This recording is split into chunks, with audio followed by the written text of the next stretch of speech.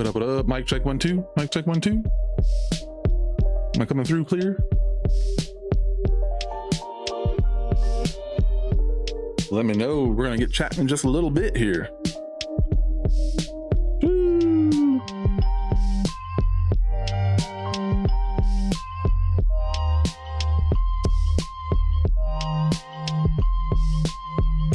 Gotta organize my office again, man.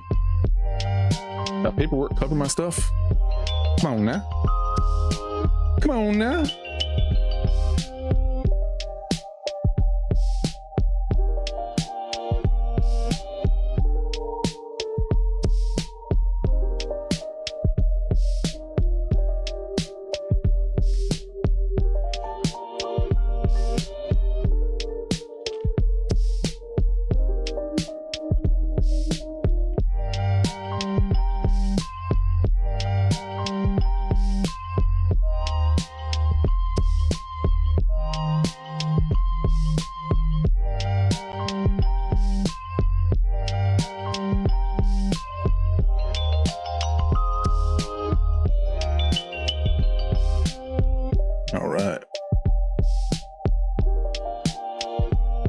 And then just a heads up, guys, for anybody hopping in here, it's gonna be a more hopefully chill stream. I'm gonna not talk about my usual topics today. Roar, Fredo, what up, man? Wait, is this the Fredo, the editor, or is this a different Fredo? Or the big YouTuber? I doubt that's who that is.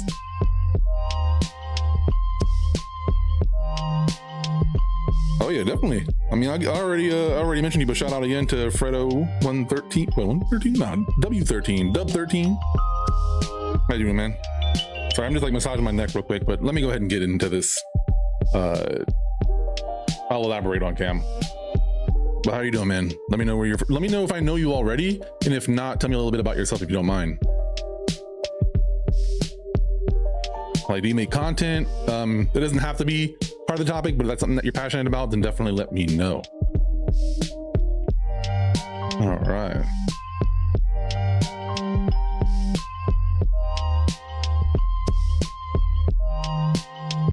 There we go. All right, what's going on, guys? Here, let me go ahead and remove that.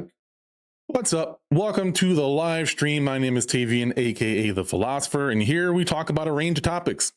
Lately, a lot of it's been political and social. As you know, I've been diving deep into Jim Crow every Sunday. We've been talking about different topics. This week, I'm taking a week off for the most part from talking about Jim Crow specifically, mainly because that topic does get me really fired up. I'm very passionate about the entirety of the era of Black America, and diving too deep into that sometimes, I enjoy it typically. But right now, my injury, I have like a back/neck injury. Every now and then it flares up. And oh, and you're from England, nice. But yeah, sometimes it flares up. So if you see me looking angry, or if you see me like making a random weird face out of nowhere, it's probably like they're like really sharp nerve pains right now. So it hasn't been an issue. I'm hoping that I don't need to go back to physical therapy for that specifically. I got other areas of my body to work on with physical therapy, so I want to focus on those. And then at home, I already have my workout routine, my stretches. Also kind of a side note, while I'm not a practitioner or anything like that, I can just share my experience. If you have a similar pain to mine, I have no problem sharing any exercises or stretches or things that they've told me during this, because not everyone can afford physical therapy. I'm very thankful that I'm in a position to be able to afford it based off my insurance, at least for now. Hopefully, I'm not superstitious, but knock on wood. What's up, Hermosa? I'm just rambling right now. But anyways, I'm just kind of explaining why, before we get into like different talking topics, I have a few different ones. I have like one more laid back to focus on some of my older content that I used to do within FGC philosophy, if you remember that or know about that. But then I also have something that someone recommended to me that I want to share out as well, or talk about as well. So we're going to talk about one more gaming community related topic. And then we're also going to be talking about what is the title of this? And hold on, let me go ahead and turn the camera on for you guys. Sorry, I have two different streams going at the same time. My bad. Now you should be able to see me. I cannot. I thought you said like you couldn't see anything, but that's not what you said. But either way, it made me think to double check that. So thank you very much. Anyway, yeah, I have one that I want to check up on. I figured I'd just watch it on stream because I'm going to have opinions about it. And I think I need to start.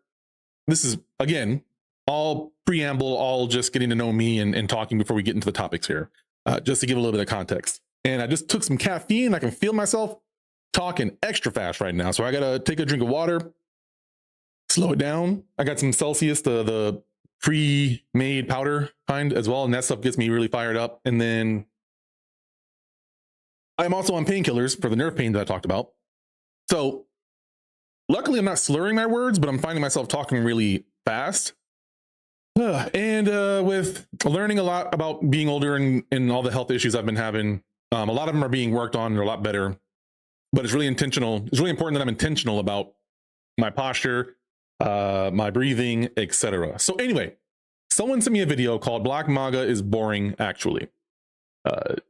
This is what the screen looks like right here. We'll watch this in a little bit. By Garrison Hayes. I've watched videos from this guy before, so I'm curious to know what he has to say.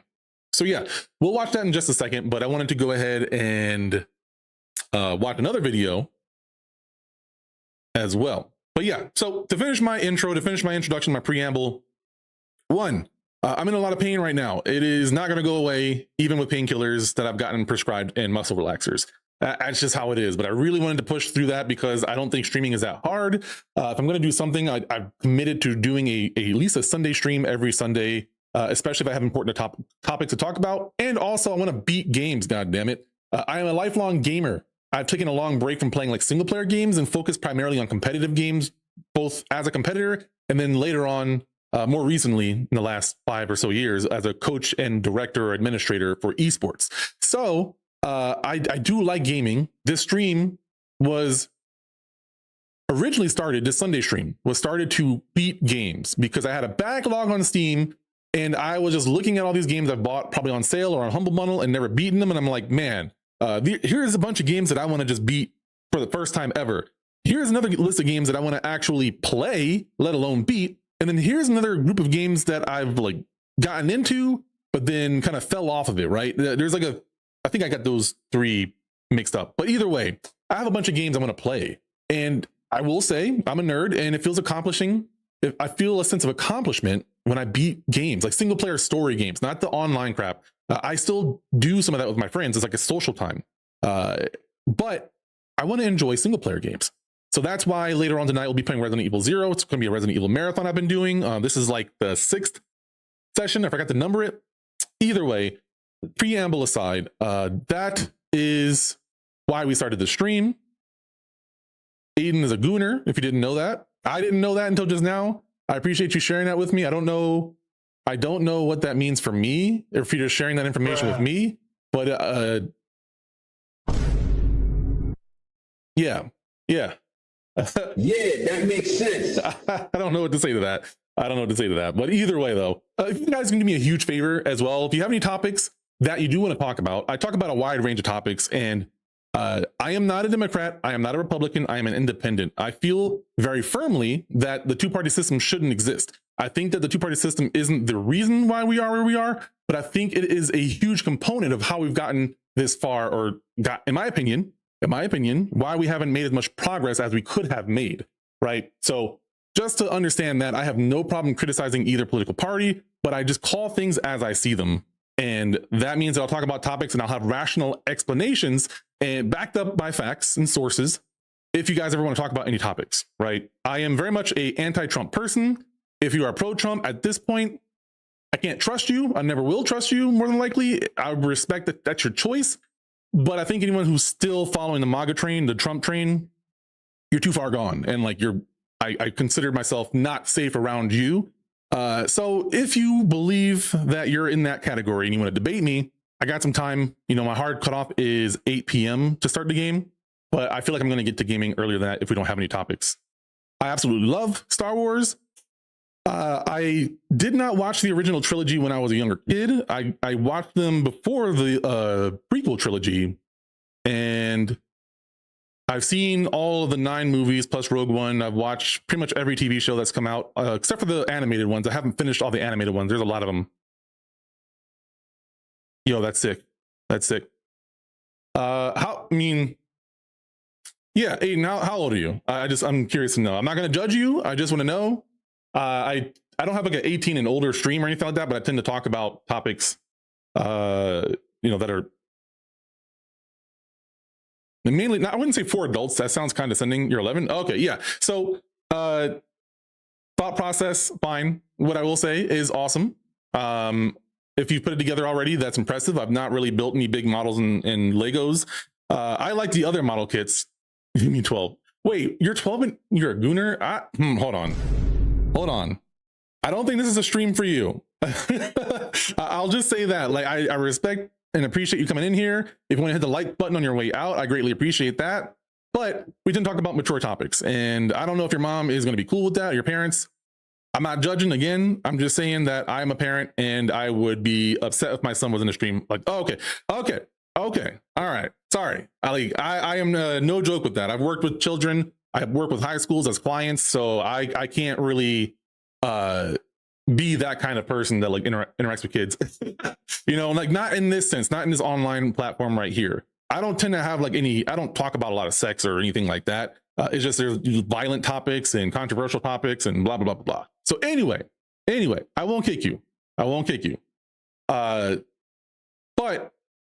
if we start getting into the other topic with racism and stuff, Black MAGA, I mean, I don't know how you can't cover racism in Black MAGA, but I think the topic is more about their topics. But anyways, I'm rambling. I'm not making any sense anymore. These painkillers and these muscle relaxers are, I think, doing what they're supposed to do. Hopefully, I still feel pain. I don't think that's going to go away. So we're going to push through this. So, okay, a little bit more context. Yeah. Well, okay. So I might have to get some like more clear cut out information. So no blame on your part whatsoever. I wouldn't say I'm a PG stream. If you are over 18, there's no problem, right? I don't really get into sex or anything like that, but I do talk about, violence, and we're talking about like systemic racism, and we're talking about these topics, and I have no problem with kids sitting in on that.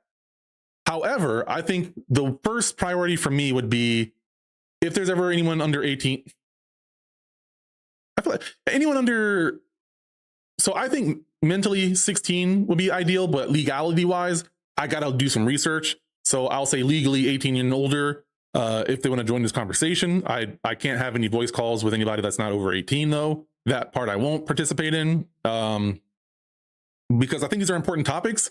And I talk about some of these with my kids. I appreciate that. Thank you very much. You seem cool too. I'm judging the gooner thing a little bit, but people like to say that there are, even though they're not. I don't fully understand what a gooner is. I know enough to know that I don't want to know more though. Yeah. So if you have any other thoughts, share them. If you can tell me, like, if you can confirm you're over 18, I just will change how I communicate a little bit more, just knowing that you're in the stream. I prefer to not dumb it down. I don't believe in dumbing down things for younger people ever. I don't dumb down things for my kid. He's 7. We've never used baby talk with him, and he's probably one of the most articulate kids in his age range for his school. So like, whatever. Anyways, let me go ahead and set this video up for y'all real quick. I don't know enough. I don't know about it. I haven't watched it yet, but I used to make videos called FGC Philosophy, Fighting Game Community Philosophy. I interviewed pro players. I interviewed tournament owners. I interviewed several different personalities within the fighting game community and like entrepreneurs within that group. And so I haven't done that in years. I was known primarily on this channel for that. That's how I got over 1,000 views, or 1,500 subscribers before I got my like dream job. And thank you very much. If it doesn't do the notification, I'm sorry. I'm trying to get them both turned on. Twitch and YouTube for some reason won't stay on at the same time. But either way, I greatly appreciate that, man. Your parents are worse? Yeah, it's not so much. It's more of a trust thing, just to be clear. My son and I and my wife, we all try to communicate as best as possible. So, and I'm actually like reflecting on some things that I want to communicate with my family, because they actually recently, not intentionally, but like there was some miscommunication that I think it's important to clear up as a group. And I've done summer camps with kids from the age of grades 6th through 12th. I've done summer camps for like 4 or 5 years. I wrote the curriculum and everything. And I really emphasize to the parents that they need to listen to their kids and understand gaming a little bit more and understand what they're into, because a lot of them aren't as technologically savvy as me. And so my son if I see him, like, he can't play Roblox, right? I don't want to explain that right now. I have no problem explaining it. It's just, I know I'll tangent and it'll take too long. But anyways, no worries. Let me go ahead and get back into this. So the FGC is the fighting game community. This guy is called Ernesto Lopez. He has a channel called Button Check. I've watched a lot of his videos. Sometimes I take a break because it feels the topics are either very topical or negative, and it's not him that's negative. It's just that those are the hot topics. So the content creator I absolutely enjoy and respect, and I actually had him on my show before. This guy has 76,000 subscribers, right? He has 76,000 subscribers, almost at 77, and he's only doing fighting game content for the most part, right? He branches off in the videos, but he's usually not highlighting just that, because his main audience is FGC, but also, you know, pop culture or relevant topics he will cover as well, because sometimes the FGC spills into the real world, right? So he is covering a video, or one of his topics is going to be about Maximilian, who is another huge content creator within the FGC. He's probably the biggest content creator, right? And he recently did what's called like a bounty on a mod, right? There is a game called Marvel vs. Capcom 3, or Ultimate Marvel vs. Capcom 3. Came out ages ago, like early 2000s. I'm terrible with years, but I knew it was somewhere around 2008. And so this guy is a big YouTuber, and he's done stuff like this before, where he'll put a bounty on like a mod or something like that to make a game better. The last iteration of Marvel vs. Capcom, called Marvel vs. Capcom Infinite, was a flop. And justifiably so, unfortunately. Like, I hate to critique game developers for their games and be overly critical. I used to be a developer. I do strongly believe that game just was not worth being charged like full price for a game. Like, it just was not that good. It was half baked. And unfortunately, the game suffered and the sales suffered as a result. So years later, like maybe 5 or less years, like maybe two years ago, Maximilian does this with Marvel vs. Capcom Infinite, where he has modders that made the game better and cooler and added new skins and things like that. He did it with Marvel vs. Capcom 3 as well. So now he's trying to get better netcode, called rollback netcode, onto Marvel vs. Capcom 3, or Ultimate. UMVC 3 is what it's called. Ultimate Marvel vs. Capcom 3. I'll say UMVC 3 moving forward. And so I love that game. And I saw the video where Maximilian was announcing this bounty. And I suspect that some of the people in the community are reacting negatively to how much he's offering. If that is, like, it could be clickbait, but I want to know. I want to know what the heck is going on. Lawrence DeFrance, yo, what is up? Oh my God, yo, man, how you doing? Is this the Lawrence DeFrance, the piano player extraordinaire? Is that you? Hello? Hello. Is that you? You're well? I'm assuming that's a yes. Oh man, welcome.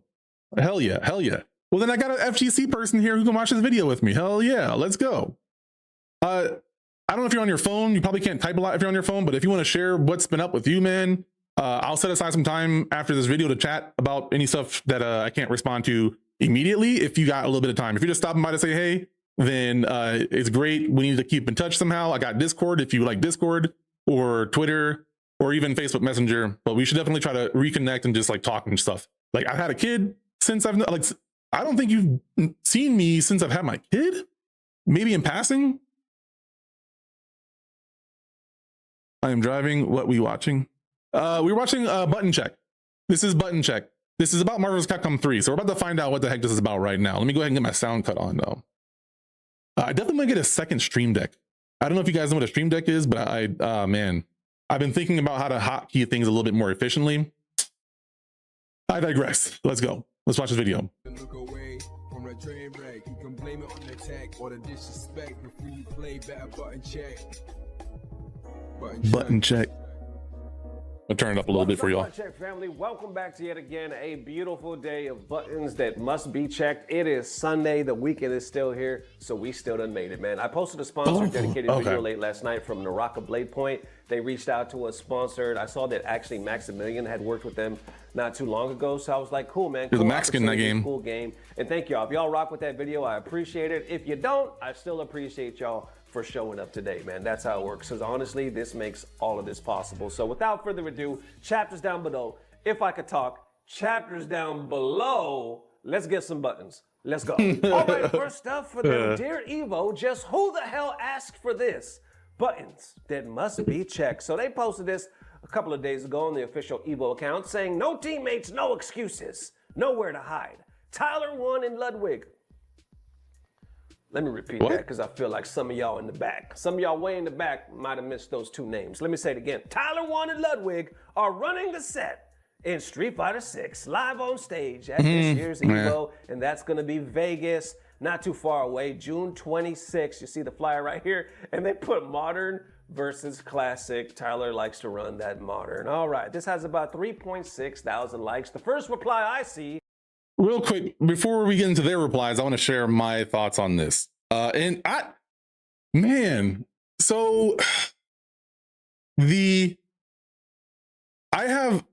call it the duality of man, right? Where there are conflicting opinions or feelings that I might have that coexist together. The way I process feelings and thoughts, I've realized a lot as I've gotten older about being neurodivergent. I tend to perceive things a little bit differently, right? Someone who's more on the ADHD spectrum, and there's a lot more studies about why there's some consistencies, like very specific consistencies amongst people in the ADHD spectrum. And so, which is separate from the autism spectrum. They're not connected. It just both are a wide range of traits that fall into that group, right? So some of the strongest emotions, the negative one is just this, to use a Gen Alpha or Gen Z term, this is very cringe to me. Right. One of the initial thoughts is that it just feels very cringy and desperate for, I don't want to say attention, but for clout, for views. Right. That's basically, it's butts and seats. It's something that is butts and seats. And the frustrating thing is that my job for like the last 5 years, part of my job, has been to put butts and seats at the esports arena, at the one at Western Michigan University. Right. So it was my job to literally, and one of the bosses that I've had before they moved the program to a different department was the guy that ran the theater department and all the like monetary stuff on campus.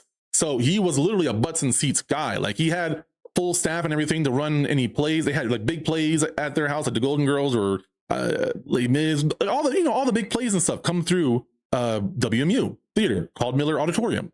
So this guy knows how to, like, he's focused on butts and seats. That's his job. That's literally his job, even though this program had more than just that. So anyways, I say all that to say that I totally understand how, and respect how somebody might want to use big names to just get more views, right?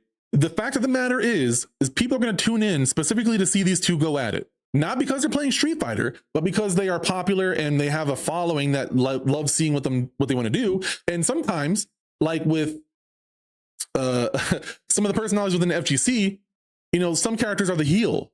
So Tyler 1, obviously he's more reformed, but people still love to hate that guy. Like a lot of us love to hate personalities. So seeing Ludwig play Tyler 1 in a game that is not League of Legends or something like MOBA based, he has perceived to have more like an opportunity, like an advantage, right? Because he's a Smash player, I believe, or like I knew him from Smash, I think, like a commentator.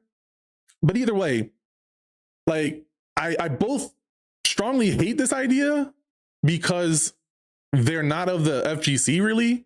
However, the fact of the matter is Tyler 1 got to master before I haven't even gotten to master yet in Street Fighter 6. I haven't really tried that hard, but the fact of the matter is he has time in the game.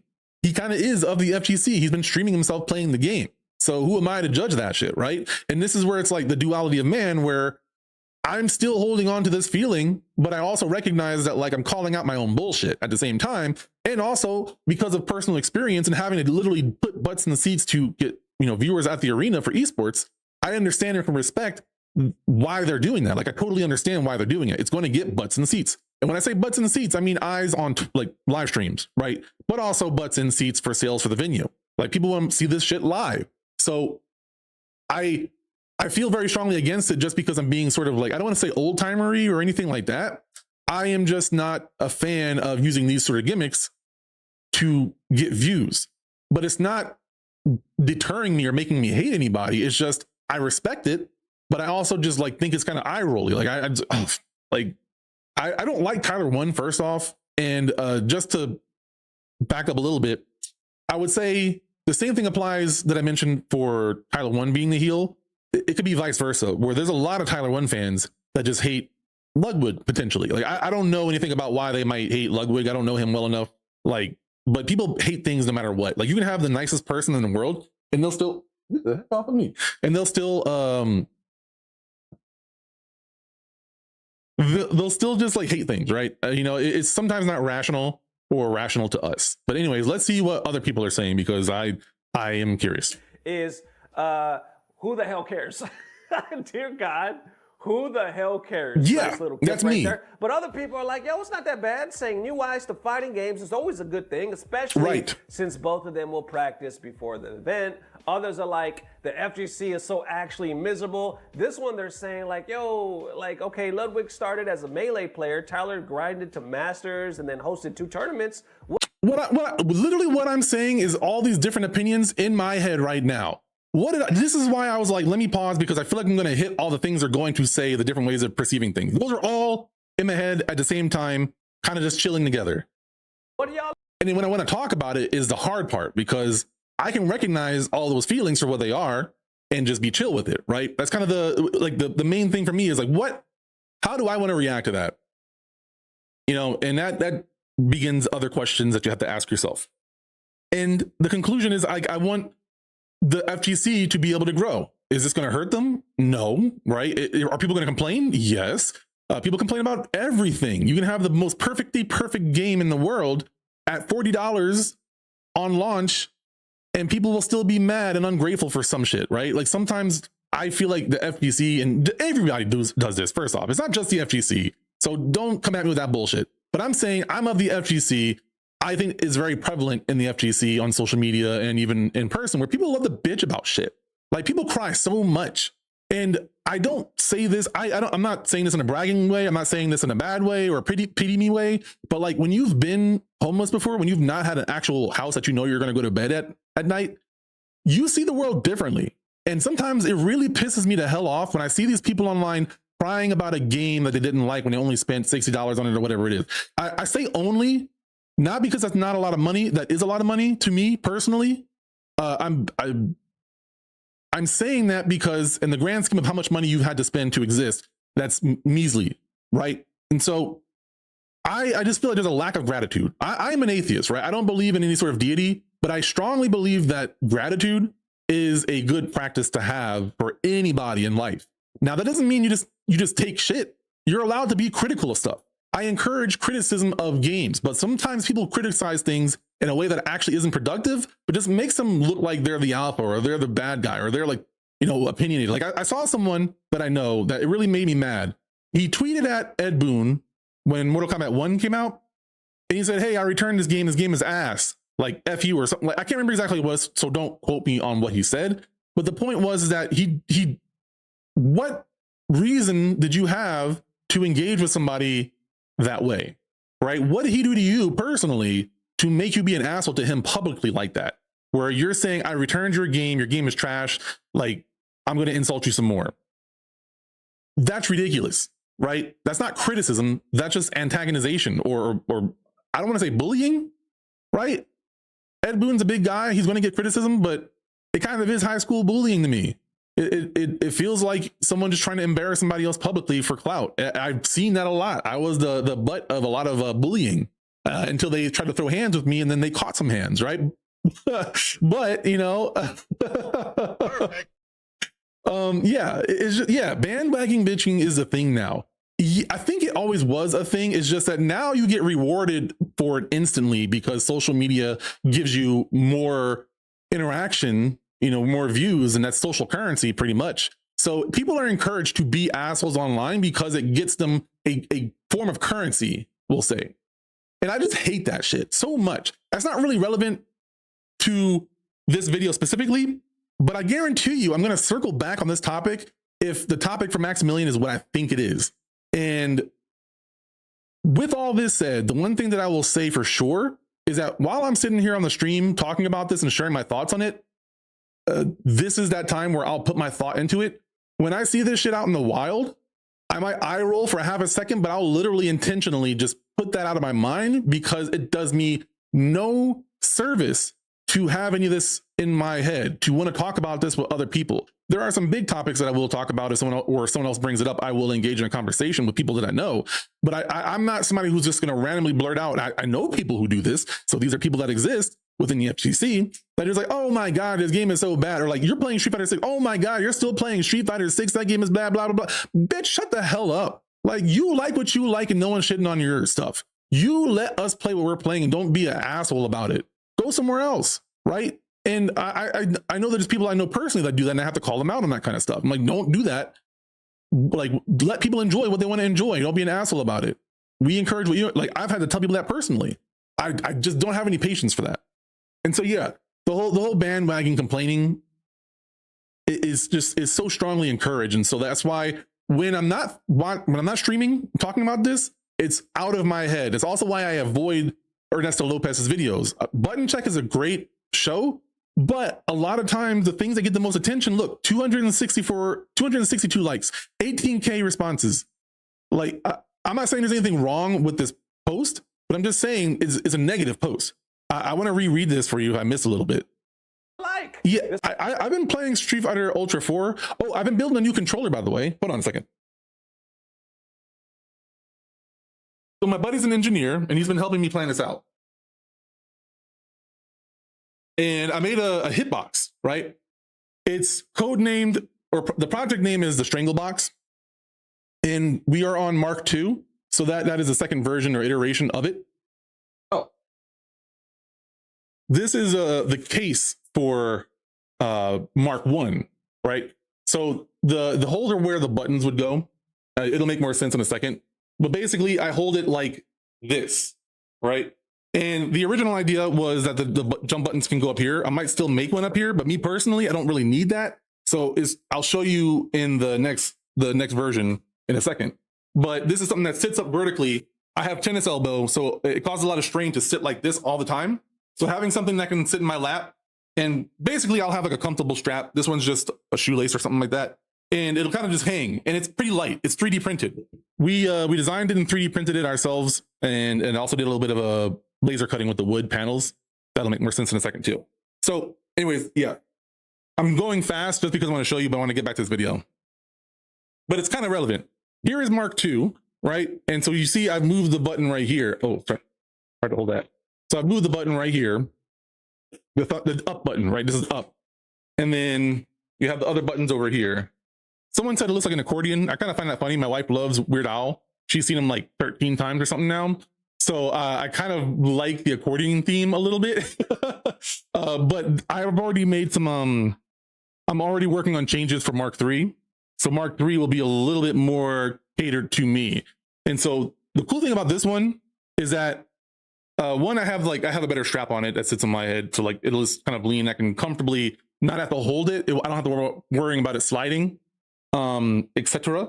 But he also, I didn't ask for this, but he ended up doing this where like I hold it up like this, but now I can hold it up like this as well. I've got to change some things around to make it, I don't need to do it this way. This version is kind of slanted forward. So this version, I can't play it like that, but it is a cool feature that it has that he's going to modify the next version to be able to accommodate the ergonomics a little bit better. Like we're optimizing the ergonomics. So anyways, I just wanted to show this real quick. I can open these really easily with some thumb screws and get into the circuits. I bought all the parts, all the wiring, and built it myself, like completely by myself. I built another one by myself as well that I've gutted the buttons and circuits boards from to build this one. But that one split in half so that I could hold it in 2 laps. 2 laps? Both my legs. All right. Tangent over. Let's go ahead and get back into this video. This one has 290, I'm sorry. Oh, shoot, hold on. My cord came out of my headphone.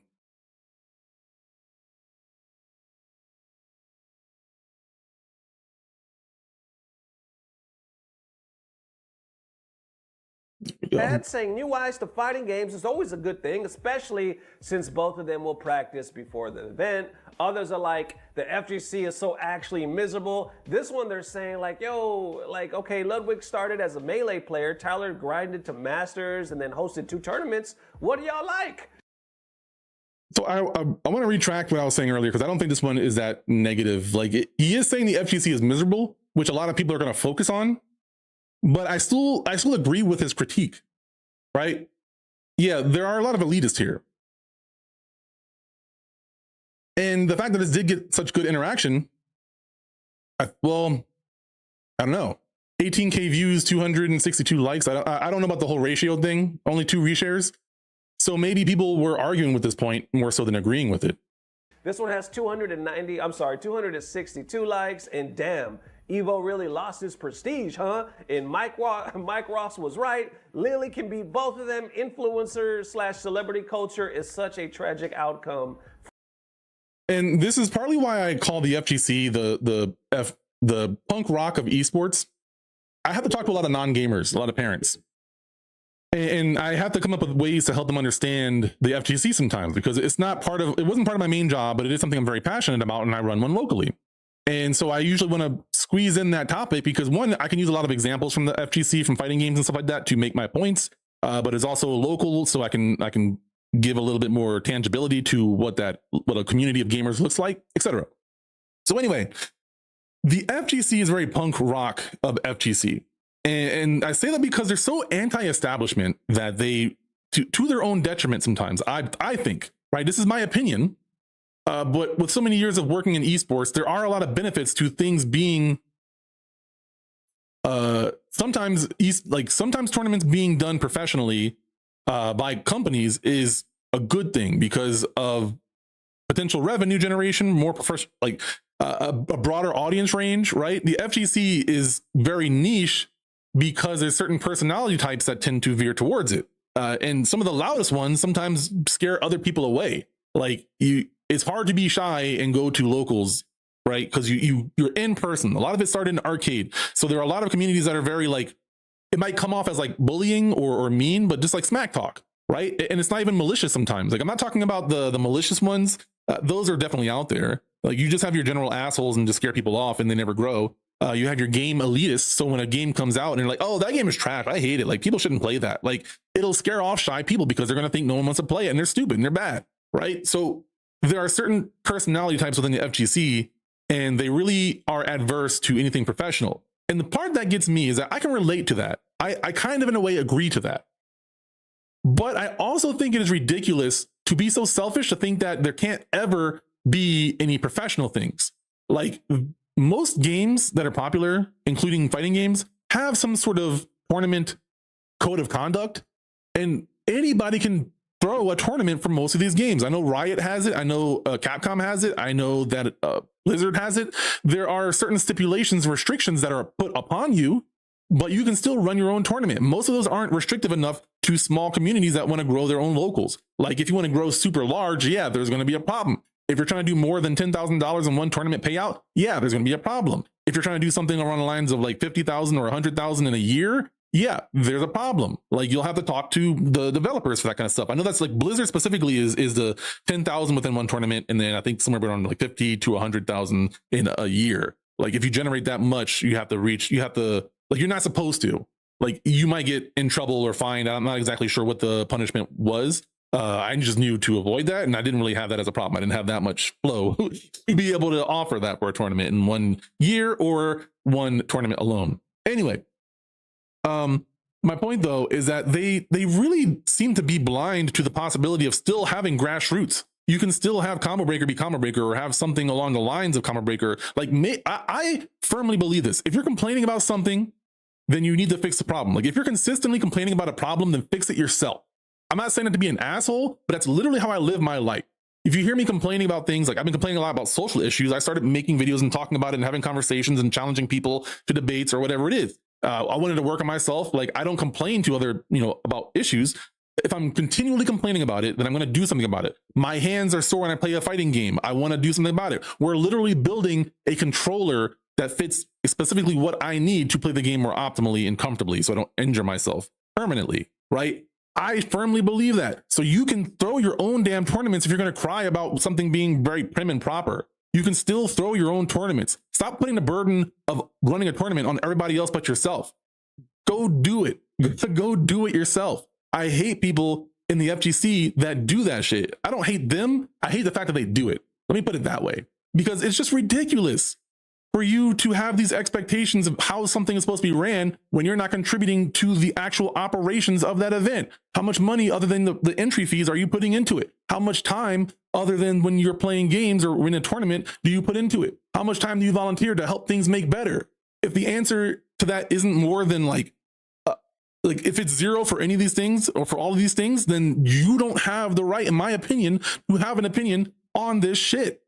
You need to go actually contribute and do more rather than just being an attendee and expecting everybody else to fix the things that you want because you want them. You're not entitled to everything, right?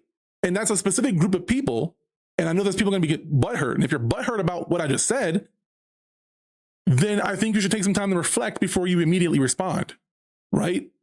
Because if you're going to respond with me like emotionally, if I even respond back, like if it's via text, if it's something very insulting, I probably just won't give you the time of day. But if you were to like have a voice call with me and you take issue with this, I'm definitely going to grill you, and I'm going to call out any hypocrisy that I see, and I'm going to call out any or challenge any ideologies or something that you're saying if it's not consistent with what you're stating. For the FGC, that has 114 likes. But if we continue on, I noticed others. I want to say it was. Unless it's Smash, didn't they make it so that you can't stream it? I think you can't stream their tournaments, if that's what you mean. Like, but so that's a misconception.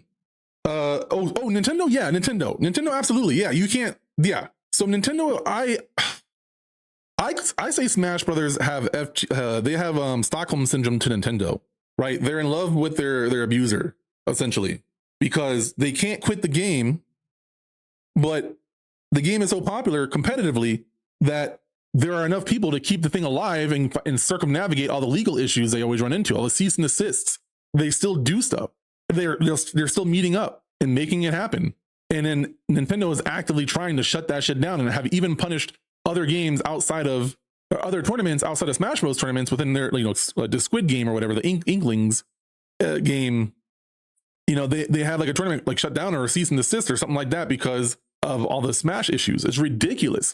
And so, I mean, I say that as a joke because I think it's funny, but it makes me a little bit sad. So it's kind of a morbid joke in my head where, when I make that joke to people that Smash players have Stockholm syndrome, it's like, it's on a couple of different levels, kind of depressing.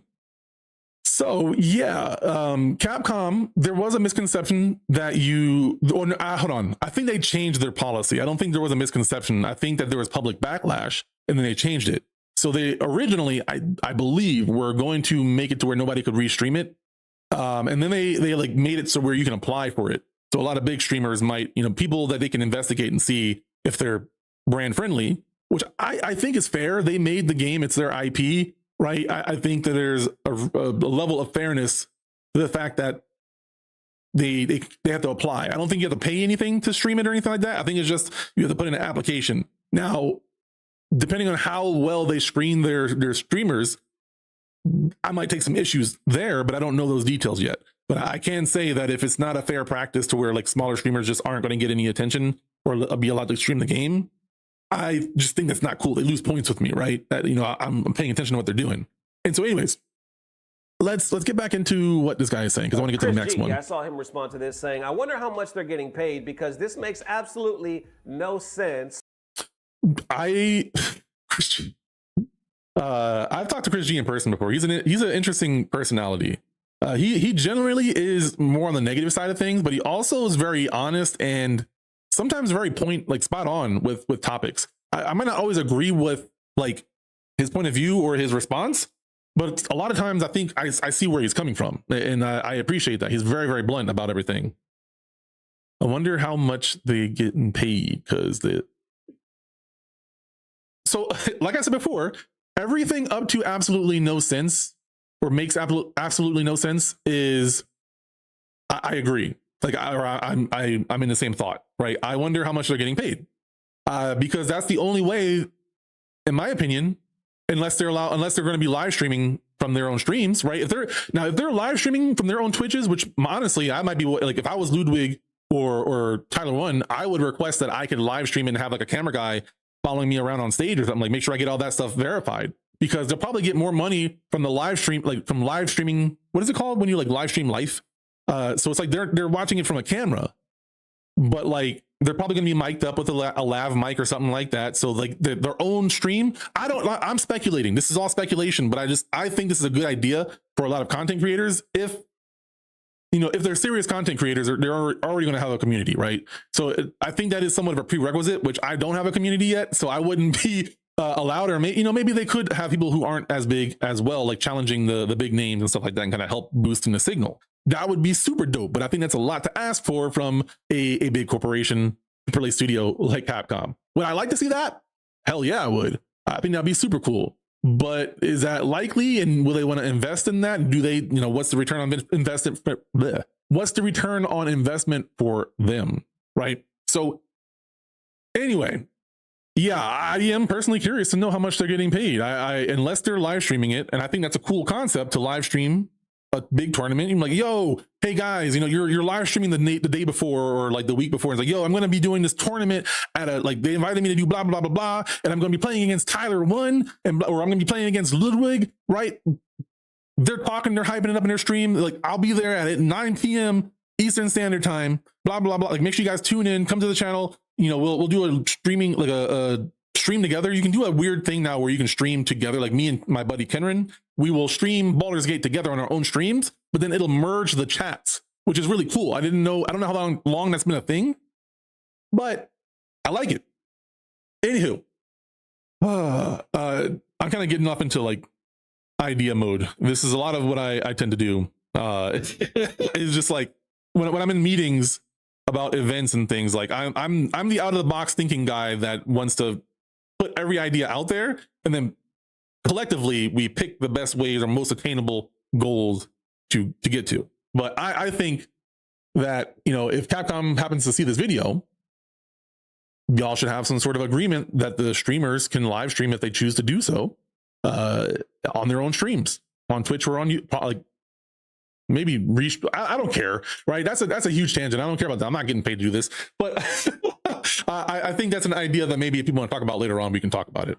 And I think others pretty much agree underneath that, saying Evo died a long time ago. And today we get a couple of homers who barely know how to play Street Fighter. And underneath that, literally no one, and I really do mean no one that plays fighting games wants to watch this dog shit. But I see Giona, he actually... Okay. I don't want to keep pausing this shit because I haven't talked about fighting games in so long. I haven't made fighting game content in so long that I have a lot to say. And I'm feeling like the pain that I'm feeling right now. You guys probably weren't here, but I have an injury in my neck / shoulder that it won't go away even with like prescribed painkillers and shit. It's like a nerve pain. So I just got to do exercises, do some stretches and shit. And then hopefully eventually everything will go back to normal. I've had this issue a couple times before. I digress. Literally, like, I'm going to be a lot more passionate because I'm also in pain, I find. So I got to take a couple breaths and calm down. Literally no one, and I mean no one, that plays fighting games wants to watch this dog shit. Now, I disagree with how they are saying this, right? Again, it's not a big, like, as a gamer, as a black dude, like, they didn't say anything that crazy, right?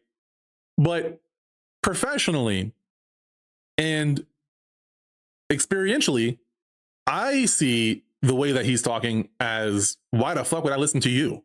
Like, if he was saying that to me, why would I even give him the time of day? Right? Like, he could have had a strong opinion that could have helped contribute, but because he's being an asshole, I have no, what's the word I'm looking for? I have no obligation to engage with this person anymore, right? So they just get nothing done. They're saying shit just to get attention, pretty much. They're shouting into the wind, but not contributing.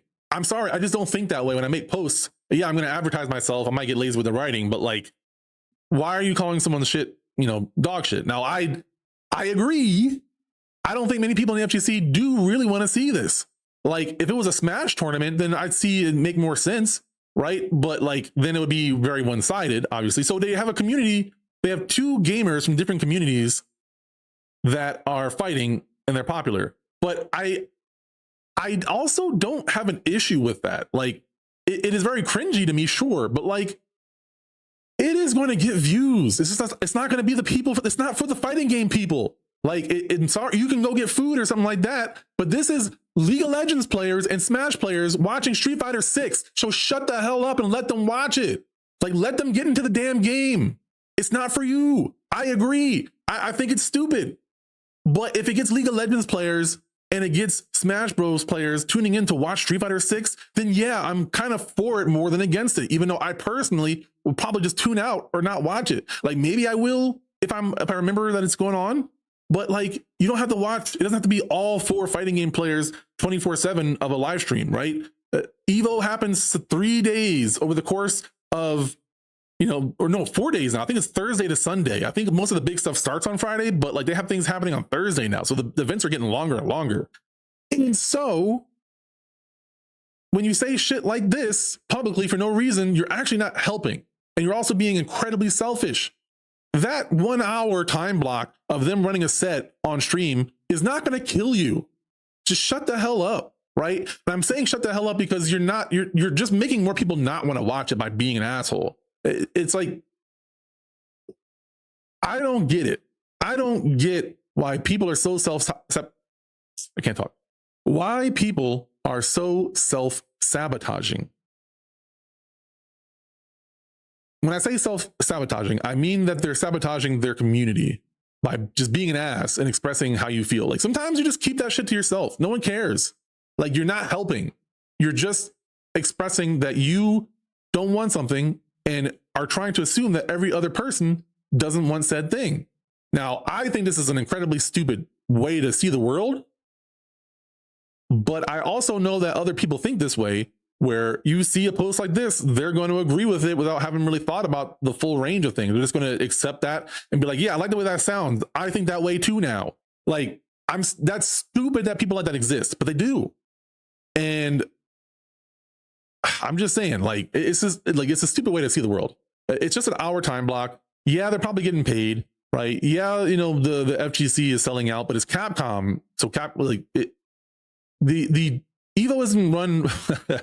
Okay, I don't want to get into this right now because I've talked about it a lot already, but Evo isn't owned by the same people anymore. It's not run by the same people anymore.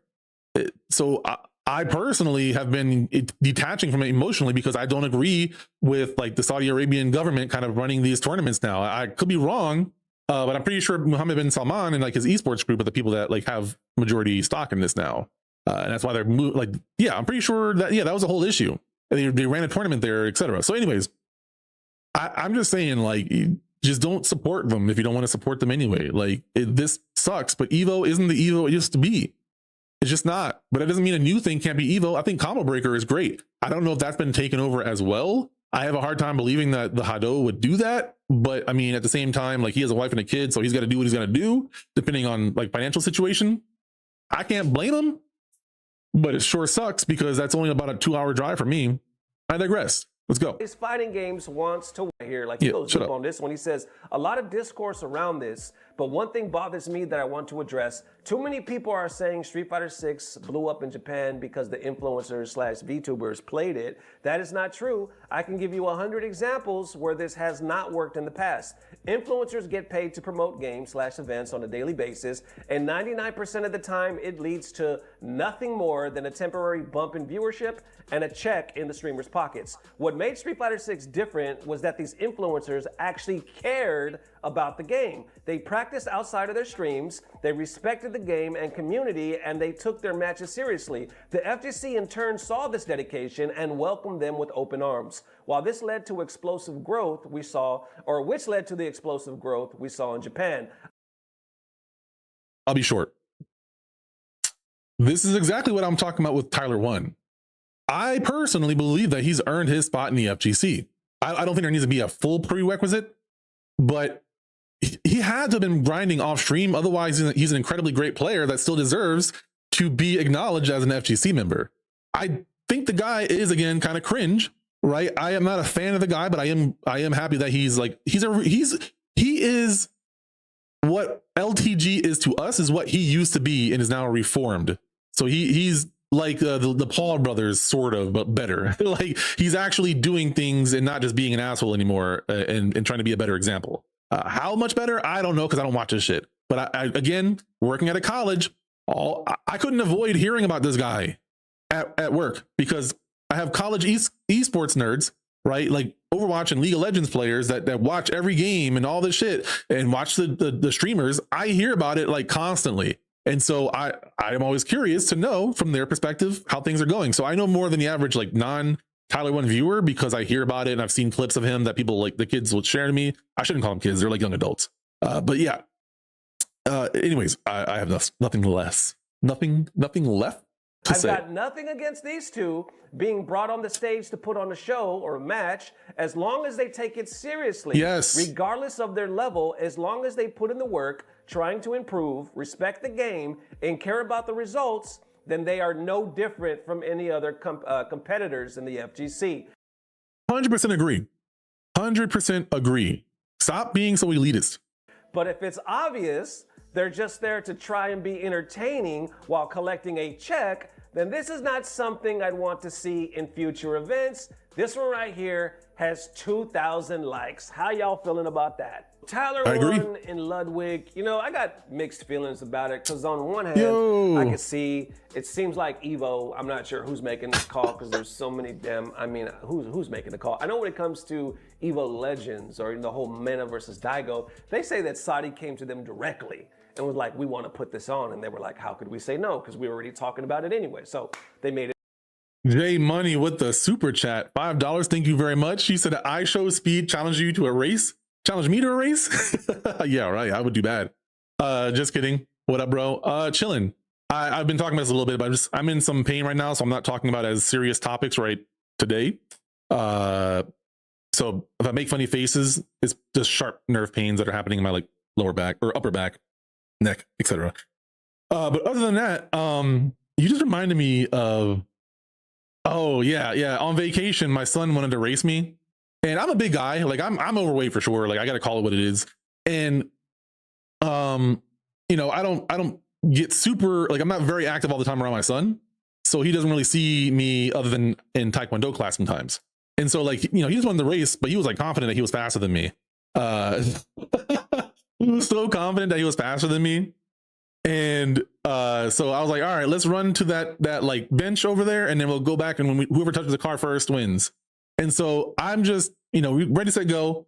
I'm jogging along with him, like trying to keep his speed. Like I let him get a little bit ahead of me, and then I try to catch up. And you can see in his face, he's like, I got you, Dad. I got you, Dad.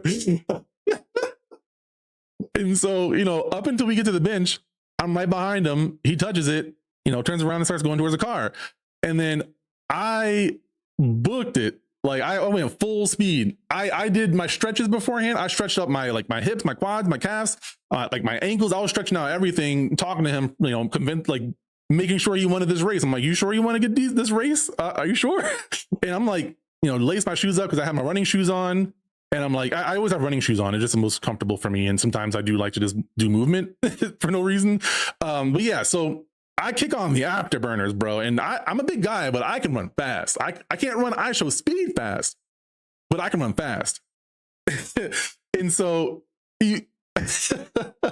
I'm, you know, he's a little bit ahead of me now. I gave him a little bit more space. I'm like, okay, yeah, I know I definitely can run faster than him, so I don't have to hurry back. And so he's going, you can just see his body language. Like he knows he has this race. And then I whiz past him, and I'm looking down at him as I'm running past him, and he just looks up at me like, what? And like by the time I finished getting to the car, I was just sitting, like I was out of breath. I have asthma, so like I knew that like I was going to be done for the rest of the day after I ran this race, being outside like in like Georgia or wherever it was, Kentucky, somewhere in like a playground. So I'm just sitting there like loosening my shoelaces and catching my breath and sitting there while I wait for him to finish the race because I was like that far ahead. And yeah, I was like, you sure you faster than me? I'm not gonna hold back. So now you know, right? I might be big and I might be out of shape, but I'm still very quick when I want to be. And so you just reminded me of that story. That's like something that kind of is probably gonna sit in my head for a little while. As I like make sure my son keeps trying to challenge me and everything. Yeah, well, so I halfway agree with you, right? Not debating with you, but I strongly believe that there needs to be a presence in a kid's life. Not everybody, but at least my son, with how he learns, how he gets better at things, how he thinks. And I was this way too, right? I definitely got too much of this, but the thing is that there's a balance where sometimes I'm very stern on, not stern, but like I don't let him win ever, period. It's not because I want to be an alpha. It's because I think humility is important. Not humiliation. Humility is important.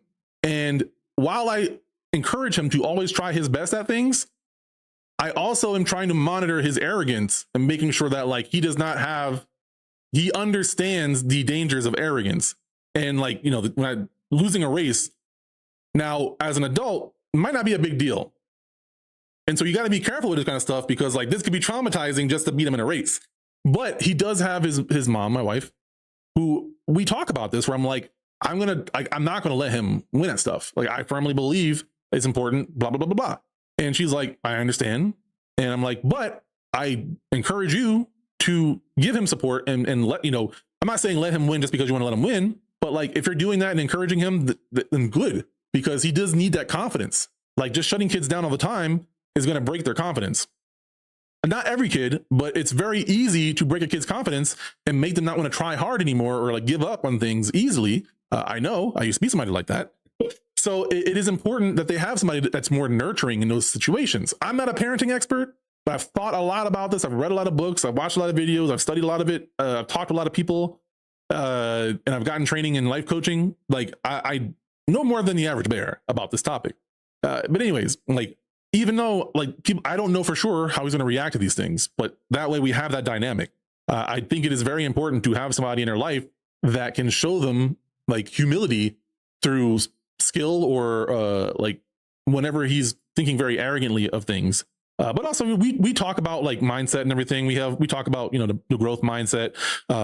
You know, we have several conversations that are productive minded or focused and work through issues during different times. But it's like when you're challenging me, all right, but if you get that win, you earn that win. If he ever gets like he's beaten me in games before, you know, maybe like he might beat me in one round or in a whole set or something like that. If he beats me, he earned it. He knows that he beat me, but he'll also see me get better again and beat him. Like I'll say, yeah, you beat me. Good job. Like I'll encourage him, you know, not like how I just said it, but you know, more enthusiastic for the most part.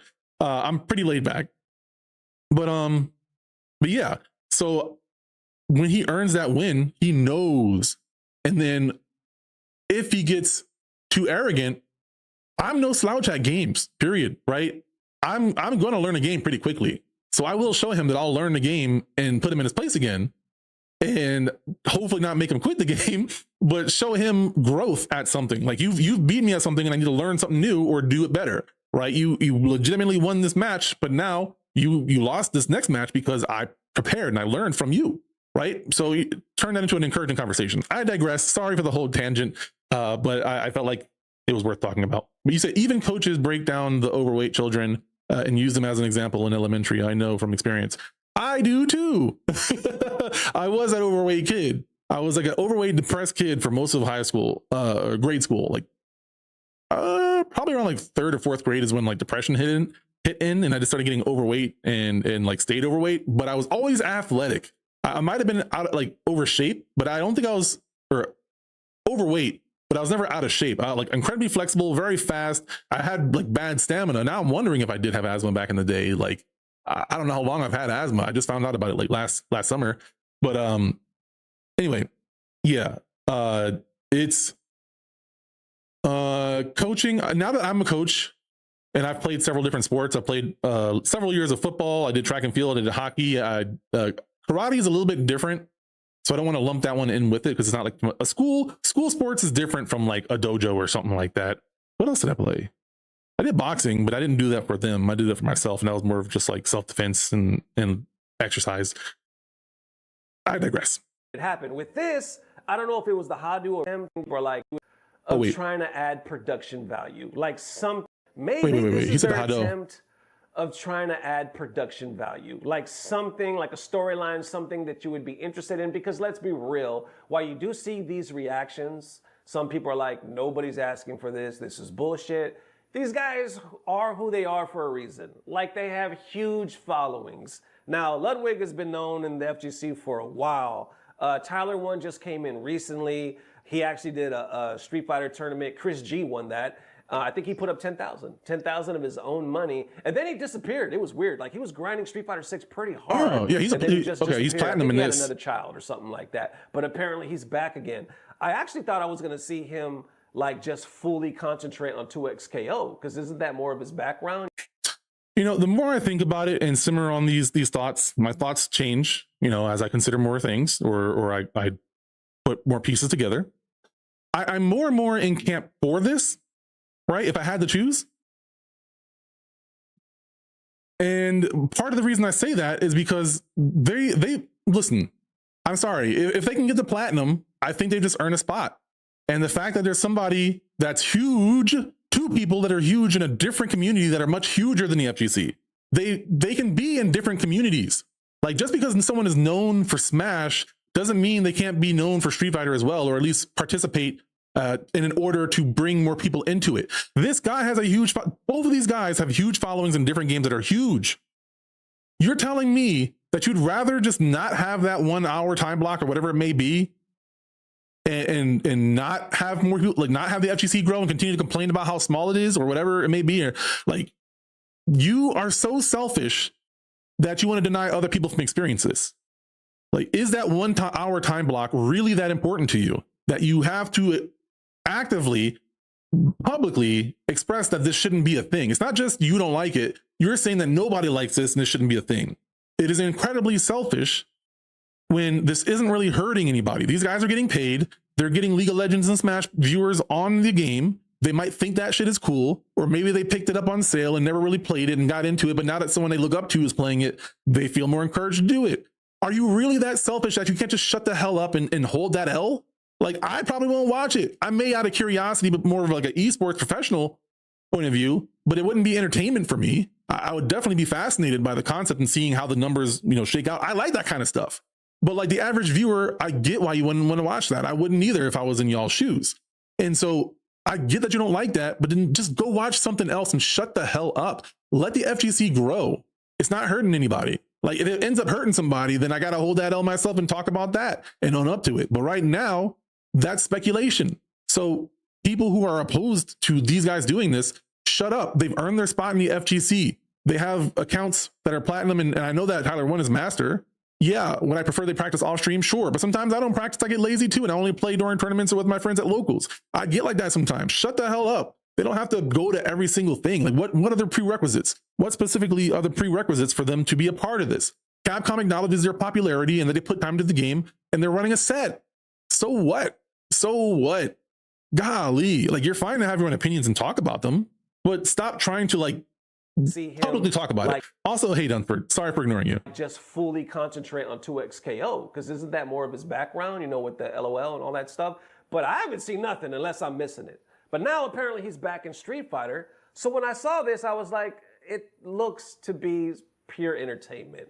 I don't think there's going to be any sweaty matches involved or anything like that. It looks like they're just trying to add an extra something. These guys. I disagree. I agree and I disagree. It is entertainment. But I know enough about Tyler One to know that he's not going to hold back, right? If I had to assume who's going to win, I would say him. But if he can like 7-0 this guy, he will. I don't know enough about Ludwig, unfortunately, so I don't know where his mindset is competitively. I thought he was more of a personality. But Tyler One is good at games. He's good at League of Legends, and he's competitive. So I understand what he's saying, right? It's more of the stakes. The stakes don't really matter too much. Like, they're not going to lose anything other than some bragging rights, right? They're going to gain bragging rights and views off of it, and probably gain some Street Fighter viewers. Not a big pool to pull from, so they're not really benefiting too much from Street Fighter, but they are going to have their community tune into this, I'm sure. Does that not make sense? Like, y'all got to let me know. Am I making sense with y'all? I'm not saying you have to agree with me. Like, you totally don't have to agree. Like, I encourage people who disagree to speak up as well. But if it doesn't make sense, let me clarify that a little bit more. And you can also share your counter thoughts to any of that stuff. Like, I encourage the discourse. But I do think that these people are being very elitist, and they don't understand that they're kind of pulling down the community by being like that. Like, you can have your home brew shit too. Go, like, other places have that.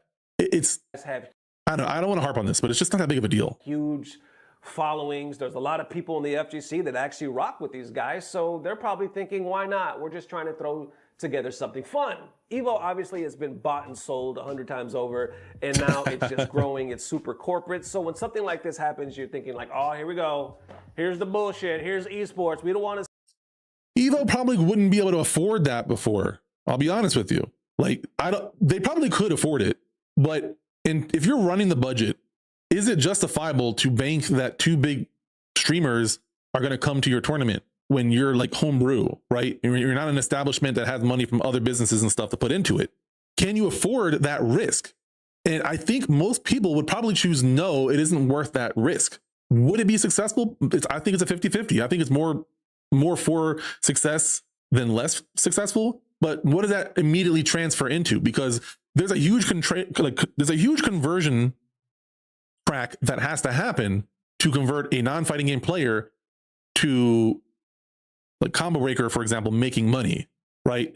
They have to, one, like Street Fighter enough to want to buy it. Two, like the game enough to keep playing it to get decent. Three, have some knowledge of how the competitive scene works, right? They can research it, but not everyone's going to do that. So do they have a local community that helps them get better, right? So a lot of times having an online or local community to keep playing the game regularly and learn is going to help them keep playing, because the next step, which is actually attending a major, has even more prerequisites to it. Like, they have to have the money. They have to be able to get there, right? Transportation. They have to be able to afford all the entry fees and everything like that. And being able to be there for 3 days, being able to afford a hotel or rooming with people enough to afford it. So before Combo Breaker makes money, or in the live streams, right, they have to view the tournament like that. That's an immediate one, but that's not going to be enough to really sustain anything. And I don't know how that split works with that company, for example, right? It's a small group of people. It was a small group of people, much larger now. A lot of people put money into it. So staffing is probably going to be very expensive. So yeah, I digress with this. I could talk more about that topic, but I want to get back into the video. But this is what I'm saying making sense to you. See this, we're grassroots, and we're our players. You got so many people, so many legends to choose from, and we get this. I'm going to skip ahead a little bit. I get the banter. He might have been. Matter of fact, I think I saw a thumbnail or something like that. But either way, like, hey, not better maybe at this. Now, hopefully, though, I will say this. Hopefully, this leads to stuff that we're used to seeing, that we want to see, like this whole Daigo and Mena thing. Like, I think if they found some way to do like a team tournament, I think a team tournament would have been better with a captain, like Justin Wong as a captain and Punk as a captain or something like that. Like, whoever. I'm just picking those two because I think they have personalities in their live streamers as well. Like, they're both, one's probably one of the best players in the world right now. I'm not sure. I haven't kept up too much, but he was at least one of the best. And the other one is a legend that was best at some of the games of future past, and it's still no slouch on some of these new competitive games. Like, he still gets like top 8 at tournaments sometimes, or top 16, etc. So having them as a captain, because I think the game has an in-game feature for it anyways. They can show off that feature, right? Show off a feature that never gets shown off too often, and have like a Street Fighter League style tournament where they can also advertise Street Fighter League, but they have 2 established members, which again, this is more about convincing the FGC members to be okay with it. Like, I think this gets to be a little bit extra, maybe not a full team of 5, maybe a team of 2, right? And the captain, or the captain is not even participating as a coaching player, a player coach.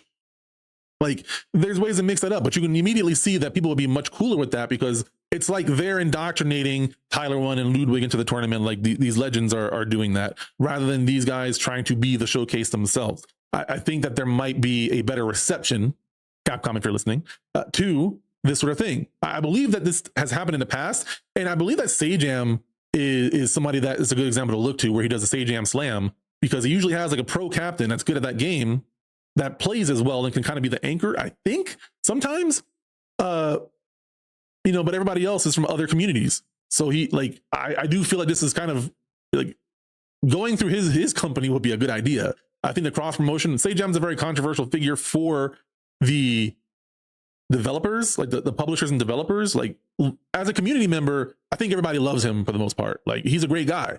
Like, he says it like it is, and he's been banned or blacklisted from companies before, from their tournaments, from doing commentary. So he's put his money where his mouth is several times, but they keep coming back to him because he's just that good. He just is. Like, I'm jealous of the guy's skills. I think he's a great commentator. Like, I'm not ashamed to admit that I want to be able to be as good as him, even though he's like younger than me. It is what it is, right? But a lot of people can't hold that L, and he's very successful and has been doing a lot. So I'm sure there's haters as well. You're gonna have that. But yeah, if he did Sajam Slam or did like the Evo Slam or whatever it is, or, you know, rebranding of it, but he's part of it, I also think, you know, and also he would get the captains and the pros, etc. So like that would still be cool. There's so many legendary $10,000 bounty. All right, yeah, I want to hear about this.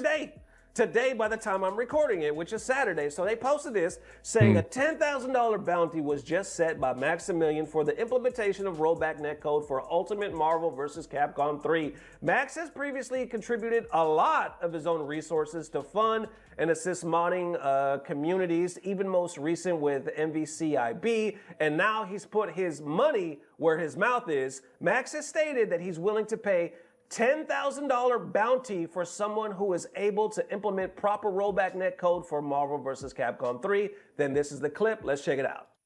There is resources and ways that we can make this stuff move forward. And I love that about TNS and what you guys have done. To add to this, yeah, I want to do something special. I want to use this as an opportunity to give a special shout out, if not request. Before, we've done a lot for the modding scene of Marvel vs. Capcom. I just am willing to put my money where my mouth is. And maybe, just maybe, we can move beyond this Parsec era of Ultimate Marvel 3 Online. So, with that being said, I'm going to casually put out a $10,000 bounty for anybody that can solve the issue of making rollback netcode work in Ultimate Marvel 3. Smash Melee community did it, man. They did it in like a friggin' emulator wrapper. Somehow they made matchmaking. They had rollback netcode. I'd be willing to put my money towards it to help support this community and to help support this game for the long run. Anyway, thank you guys a ton for all the effort that you put into this stuff for all the years. It means a lot. 10G bounty? What? All right, let's stop right there, man. 10G. Now look, if this does happen, I mean, I can't promise that I'll play it consistently, knowing my trends right now. But if I'm in a place where I can play that game more and that happens, like I hope that so many more players get into it, because I can't find matches on Marvel vs. Capcom right now, and the netcode isn't that great. But I would love, I know that there's other people that would get back into that for sure. Like, not permanently, but that's not going anywhere once it's made, unless there's a cease and assist, but Capcom, you better not. You better not. Anyways. Bounty. Now, when you first hear that amount and you hear that bounty and like, Max is really trying to make this happen, people are getting excited and they're like, yo, 10 G's is a lot of money, right? But when you think about it, which obviously a lot of people on Twitter did, because they're pissed. They're pissed at this. They're responding right here saying, not gonna lie, 10K is not enough for the work you gotta do for that, LOL. Has to be somebody who loves MVC3. Continuing on, I love Max, but this might be the craziest shit I've heard Max say, not even gonna lie. Others pretty much adding to that as well, man. Like, you have a lot of this saying, millionaire that makes 200K a month minimum trying to flex his 10K on a 2,000 hour of work needed for a job. Classic. $200,000 a month? First of all, how you know this man, how you know his income? How you know he makes 200K a month? And then other people say 10K is nothing. Number two, this guy's a rat. All right, what else we got? 10K for a minimum of 3 months of labor. LOL, cheap bastard. The fuck are they talking about? FGC responds to that, saying, Jesus Christ, people, it's a bounty, not a job application. If someone has free time and this is a hobby and the love for MVC3, he'll try to do this, even to be mentioned. 10K is a huge bonus for things people have done multiple times for free. I was hoping somebody would say this, because this is where my head is at. People have been modding games for years for free. Somebody built like Helm's Deep in Left 4 Dead, right? Like, people have done some extraordinary stuff that takes hours and hours and hours of work for free. So somebody who doesn't own the goddamn game, willing to give $10,000 of his own money, that's his money. So what? He makes more money than that.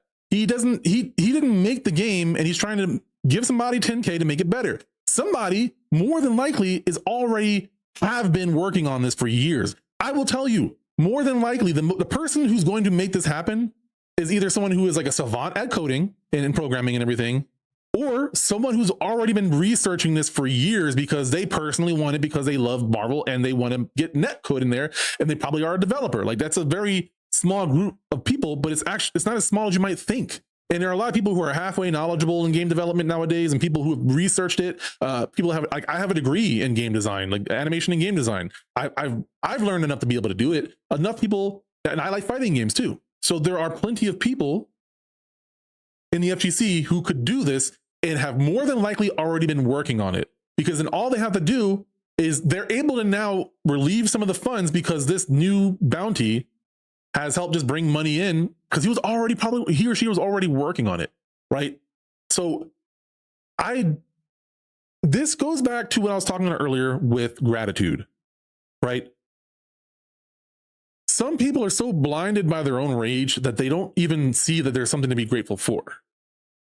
And the way that they perceive the world is so entitled almost, that they see somebody giving $10,000 of their own money to somebody who would have probably done this for free, and you see a problem, and you say they're ungrateful, like they're a rat. Like, what are you talking about? Like, what is wrong with you? What is going on in your head to think that there's something bad about that? Yeah, he makes a lot of money. So what? Like, they don't have to take this. And it's not a job application. It's a bounty. He wants something, and he's willing to pay this much for the product. He's not hiring them for the labor. You don't know how long this is going to take, first off. So I don't know if this person is a programmer or not, but even if he is a programmer, you can't tell somebody else how long they're going to take to make this and how much work it is. If somebody wants to take this opportunity that's just offered to them, then let them take it. Why are you cock blocking an opportunity for somebody else by acting like this isn't good enough, right? Not this person on the screen right now, but the people that earlier they're speaking crazy, right? I don't get it. I don't see it. I don't get it. I think that's a very entitled way to see things, and they lack humility and don't practice having gratitude with other games. And I like how suddenly everyone became an expert in implementation rollback netcode. Melee Slippy took more than 6 months out of passion, and the payoff has been significant. Others say it'd be hilarious if Capcom themselves did it and then tweeted at him going, that'll be 10K set. That's what I would do. If I was a dev, I would do that and say, Max, where's my 10 Gs? But others are like, it's 2026. Can 10,000 change your life? If I could implement a rollback netcode to an old game, I'd probably want more than 10,000. And then the people say, isn't it the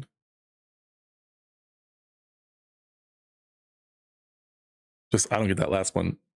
Netcode to an old game, I'd probably want more than 10,000. And then the people saying it isn't enough act like they can just jump up 10K like nothing, LOL. And then wrapping it up right here, we got some quote retweets starting with Broski saying, and is there a community pot we can add to this bounty? I think a lot of people would chip in. Evan Addict saying, I think about this decently often. I think the FGC is so lucky to have Max.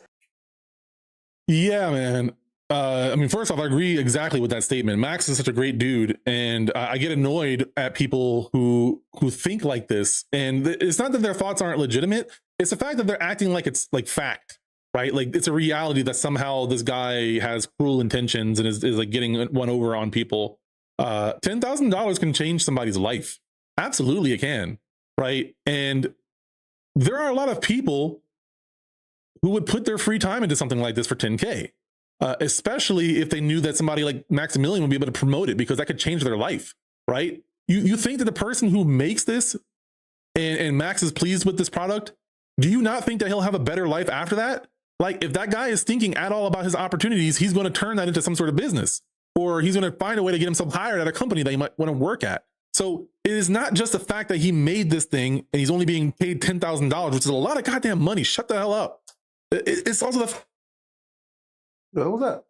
Oh, it's also the fact that Maximilian's going to be showing it off, and he's going to be talking about it. He's going to be happy, and other people are going to be playing the game. He's probably going to run a tournament on this to run it up and like stress test it and all that other stuff. So his life could significantly change. His or her life can change significantly just by making this happen. And yes, the 10K is definitely the best thing. I 100% agree.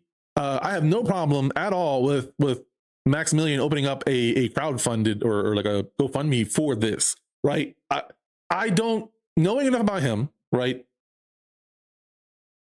He might not do that because he might not feel comfortable with that.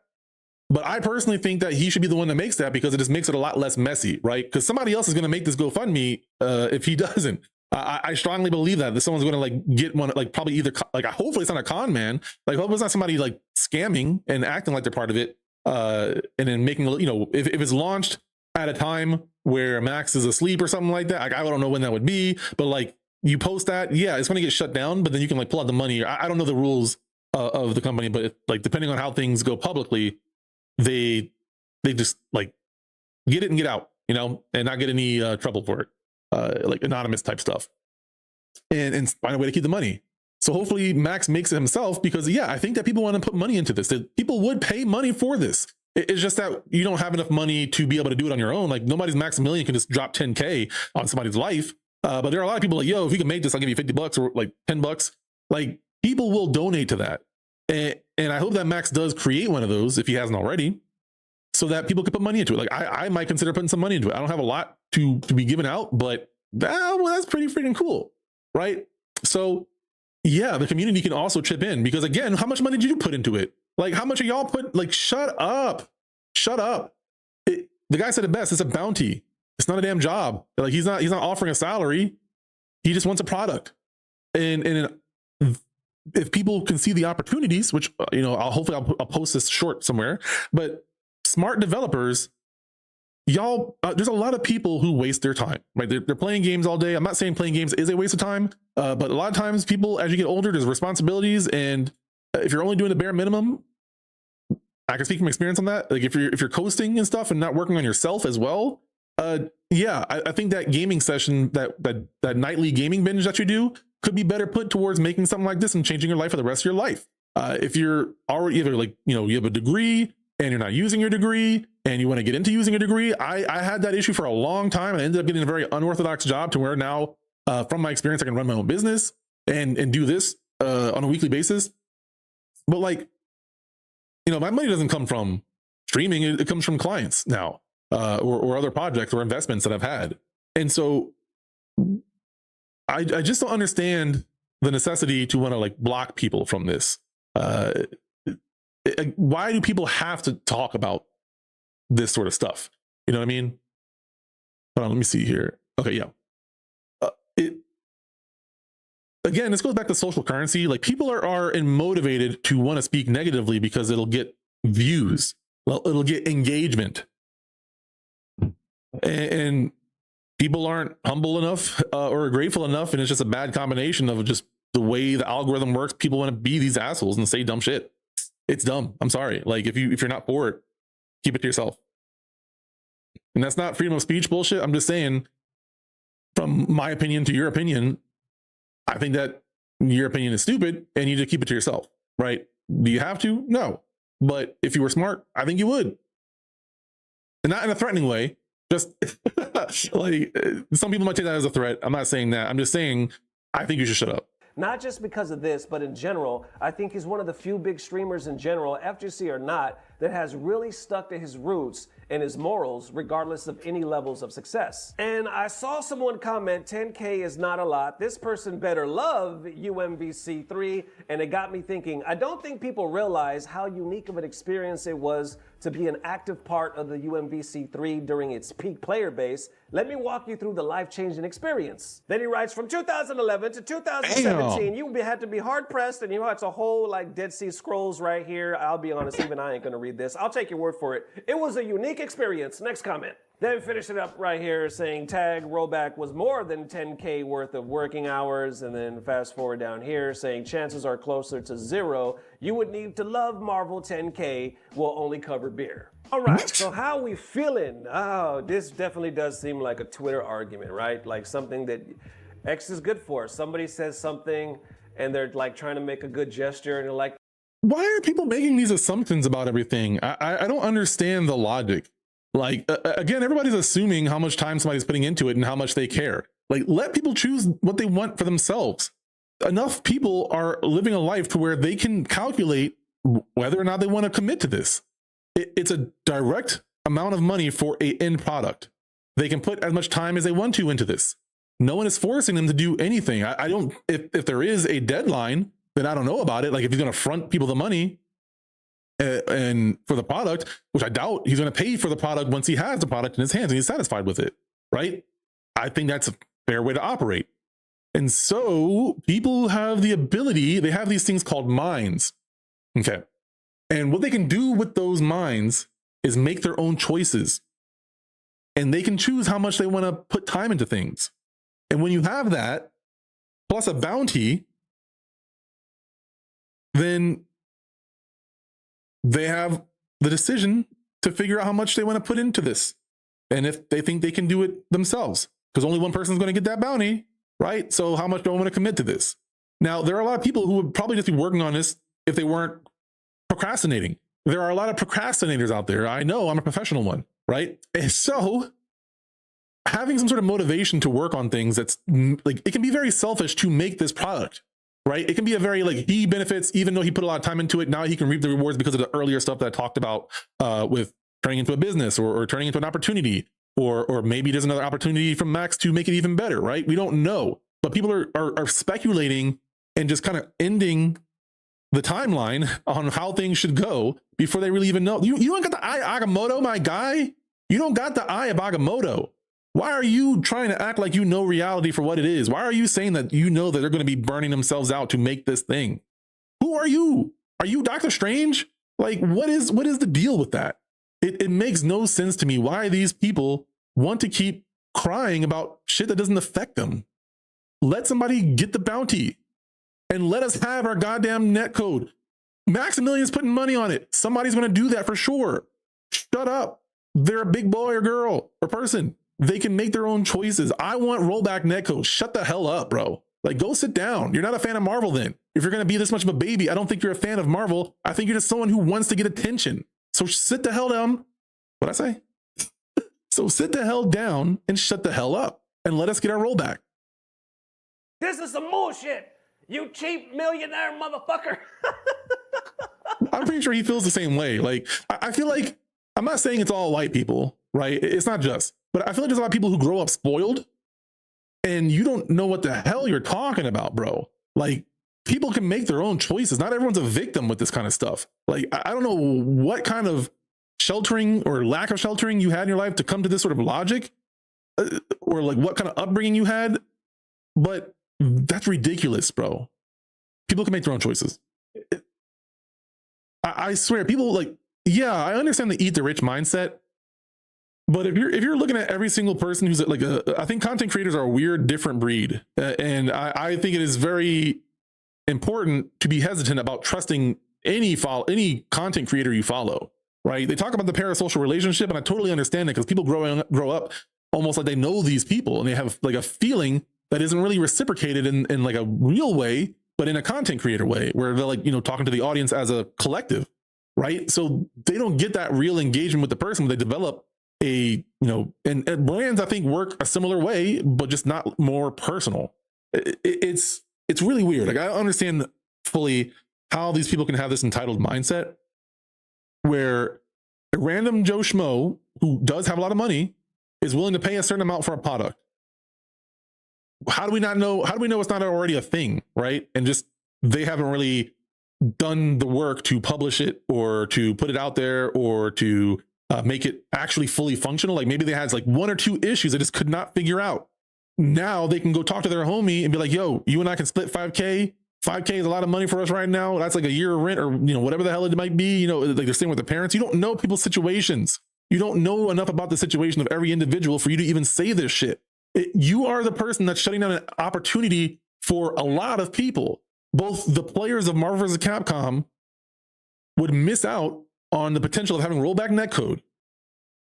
Right? That is like all, like including Maximilian and every other Marvel player, including myself, you deprive people of that opportunity. You also deprive that one person or people that make this thing from making 10K and getting the attention that they deserve for making something this amazing and getting even more money off of it, on top of the potential of a GoFundMe, which you did not suggest. Most of you didn't suggest or did not suggest a GoFundMe to create it. Why don't y'all put your money where your mouth is? How much money are y'all willing to put into it? Oh, I can't put money into it. Yeah, I know. I understand that. But maybe you should shut the hell up then and let other people do what they want to do with their life and offer how much money they want to offer for it. And you don't know that person might pay, like Maximilian or any satisfied customer can give a great tip. I don't like the way I said that. Let me change that phrasing. Maximilian or anybody else, like the developer themselves can start a GoFundMe, right? They can start a GoFundMe to help them make this and like try to find the other people who are passionate about it, make a GoFundMe. Like there are opportunities galore with this situation, but you're so close-minded. I'm talking to you people as a collective, as a whole, that take issue with this. It's so silly. And the frustration comes from the fact that it isn't just you expressing your opinion. It's you actively trying to shut down the opportunity in your mediocre, like tiny effort. Like your little effort is to put that into the air to hope that other people cling on to that and continue to spread that, which happens on Twitter, by the way, right? They do that where they just have the most negative take and it gets really popular. And now you have a lot of crazies harassing productive members of society for no good reason. It is absolutely ridiculous, man. It is absolutely ridiculous. These people, the way they think. And I think after this whole Trump situation, I'm a lot more inclined to just let people have it, like say what I mean or say what I feel in these situations. Now, are the individual people bad people? No, I'm sure most of them aren't. Are some of them? They probably are bad, right? That's a case by case situation. But the behavior is the issue that I take, right? So if that's your consistent behavior in all walks of life, then yeah, I probably just hate you. But if it isn't that, like when you're in person, you're not just a consistent asshole or a complainer, then yeah, you're still fine. You have a part of your life where you're kind of being an asshole. And like, I would still call that out for what it is. But like, just because I'm generalizing doesn't mean that I take issue with every individual that exists within that group of people. Right. So I'm calling out the pattern of behavior that's happening. It does not contribute shit. You don't contribute nothing. And you act like you're so passionate, but all you're really doing is tearing down the thing that you say that you love in a way. Or maybe you're not even claiming that you love something. You just love stirring up shit. Like if that's just the case, then you need to find something to do with your life. The reason why, I don't know, Max. I've never. And just to preface, if you're also dealing with depression, or you think you are, I think you should reach out to a professional. Okay? Like depression is a real thing and it makes you do some crazy stuff. I personally believe that we still are accountable for our actions in any sort of mindset, unless it's like neurologically an issue, right? High emotions, I'm saying you're still responsible to an extent, but I'm also recognizing that sometimes high emotions, people just give into their intrusive thoughts. So you need to see a professional, acknowledge it for what it is. Just want to throw that out there. Talk to him. I've never met the man. Nothing, right? Nothing, right? So I agree with him sometimes, but listen, this is his money. I don't know how much he makes. I assume a lot. You know, he does well for himself. I don't know what his priorities right now, how his bill, his issues. I know he has a daughter, all that stuff. I don't know where the money goes and how they're saving. So I feel, because I feel like I'm kind of in the same boat if people were to judge me, like I don't know this man's life. So if he just randomly says, here's 10 G's, I can't just be like, how, you're cheap. We know that's a cheap. Because I don't know. I'm not in the man's shoes. A lot of people can clearly see that he's done stuff for other games and put up money before. So now he kind of wants to do it again. But people are looking at it like, or some people I should say, saying it's not enough. You're a cheap bastard. Come on, y'all. let's get some perspective. If somebody wants to throw money at something, let them. Now, you can make the argument saying, well, that's cool, but what you requested takes so much dedication and hours that's kind of ridiculous. That seems cheap. But the argument that kind of sticks out to me is the one that people say, like, yo, communities have done this for free. Like, if somebody really loves the game, they figured it out. And I don't necessarily remember them getting paid.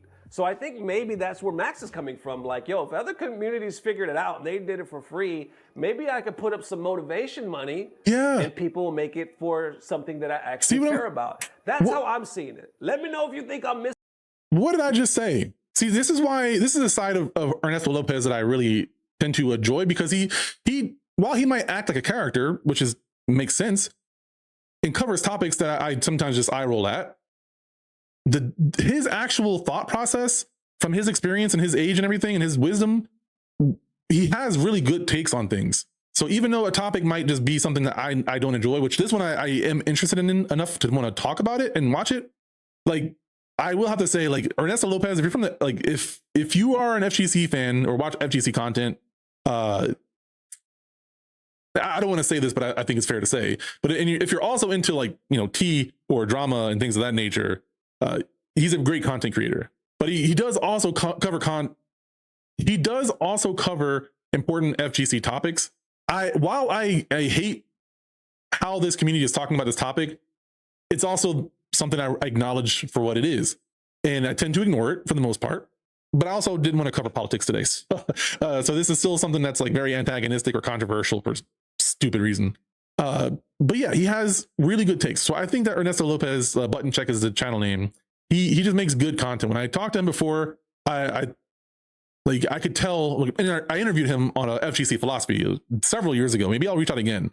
I have not been doing that too often, but dang, man, like, his takes. He said a lot of what I was already saying. But let's just finish this up because I think it's almost done, and then I will watch one more video, then we'll play Resident Evil. I'm going to try to zoom through this video. It's 11 minutes long, but let's finish this one up quick. Listen to Mark, because, you know, there's some damn shots being fired. How you feeling? Let me know. Okay, yeah, so that's basically done. Yeah, so I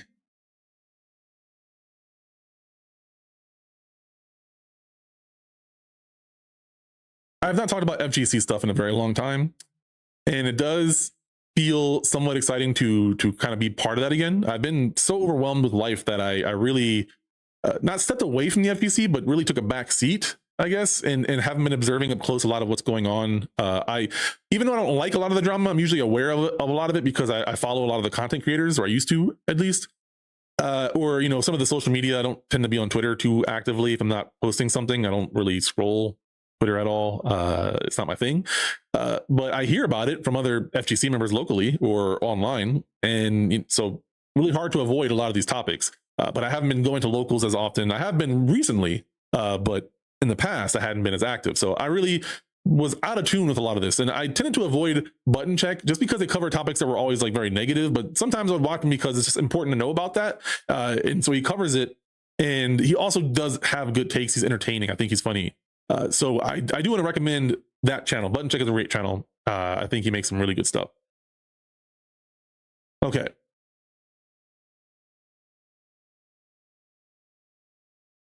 So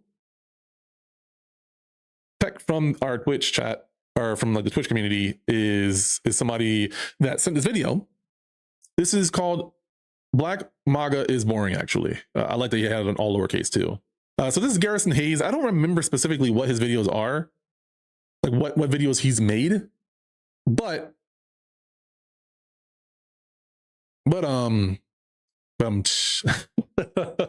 sorry. But yeah, this was a video that was recommended to me. I have not watched it yet. They said it would be interesting to me, and I want to see, because I am not covering Jim Crow today on the live stream, but I still want to continue to express myself when it comes to racial issues. And this is a topic that I don't talk about as often, but I think it is good for us to dig into this. So if you're watching this on YouTube, if you can do me a huge favor, hit that like button, subscribe if you will, leave a comment down below, right? I don't care if you disagree. I'd love if you disagree, and share your thoughts in a way that I can reciprocate. So if that is you, or if you agree with what I'm saying and like what I'm going to say, you know, at some point, hit that like button for me. Yeah. I was thinking of other platforms, but this isn't the short, this is a long form video. Yeah. So yeah, like, comment, all that kind of good stuff. If you're in a live stream and you're in here, make sure you guys are tapping the like button. Even if you're going to be heading out soon, make sure you hit that like button. It helps me get more views for the live stream on YouTube side. We're doing YouTube vertical. I just thought about I might be able to do a horizontal, like a dual stream for vertical and horizontal, but I'll have to test it out, and it's probably going to be in the vertical format anyway. So we will figure that out when we get there. But for now, let's go ahead and take a look at this video. Black MAGA is boring, actually.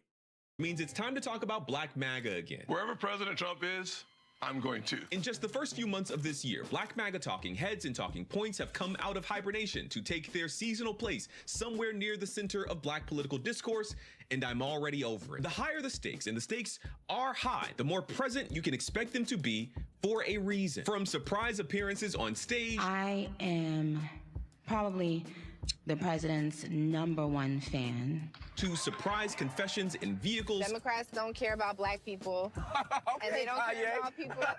Several black celebrities have come out in various degrees of support for Donald Trump and his bigoted agenda. And while I do not question their sincerity, I assure you that none of this is random. Black MAGA plays a very specific role in the American political ecosystem that I think we need to unpack. We spend so much time talking about black Republicans. I made a 20-minute YouTube documentary that has millions of views about black Republicans. And I am not alone. The media gives them an incredible amount of attention until the election is over. And then suddenly their usefulness drops off of a cliff because Black MAGA is kind of boring. They hold very few consistent ideological positions. They have no real political project and have no institutional political power. The power that they do have is entirely tied up with white supremacist bigots who call them slurs and DEI hires the moment they are out of earshot. They exist for the sole purpose of nodding vigorously at every word that comes out of Donald Trump's mouth, and they know it. We all know it. They're boring, predictable, but useful. And I think their usefulness is premised on two illusions that I want to unpack with you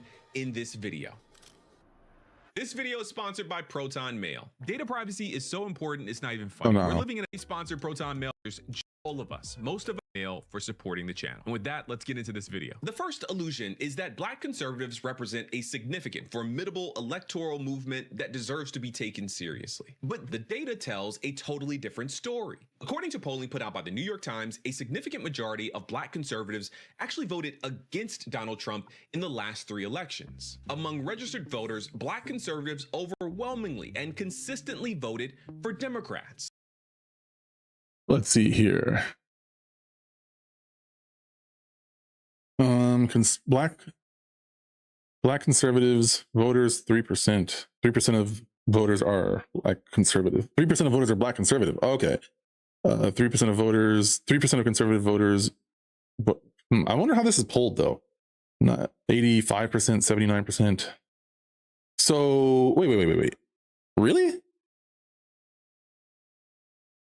So black conservatives. This seems strange to me. This seems strange. Oh shoot. Hold on. No, that's right. That's right. Whoo, got scared.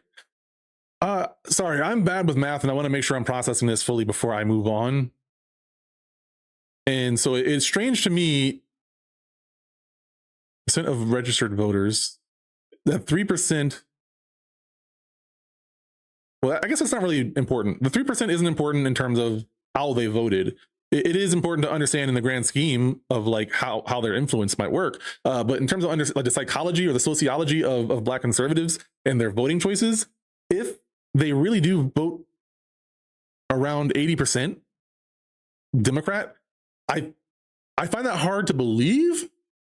I don't know why they would lie about that, but if that, like, I'm going to take this data for what it is for right now, but I'm going to hold an opinion. I'm going to hold on having an opinion fully on, you know, if I believe that's legitimate or not, and see if anything else corroborates this, because no, okay. So here is how I think that this can be understood or justified. I'm not saying this is the reality. I'm saying that this is a scenario that I think could contribute to why this voting works the way that it is. And a part of that is that I do think that I think that most black people, and I don't think it's exclusive to black people, just mind you, but I'm just saying from what I've observed in black communities. Let me figure out how to word this. I'm sorry, I'm thinking here.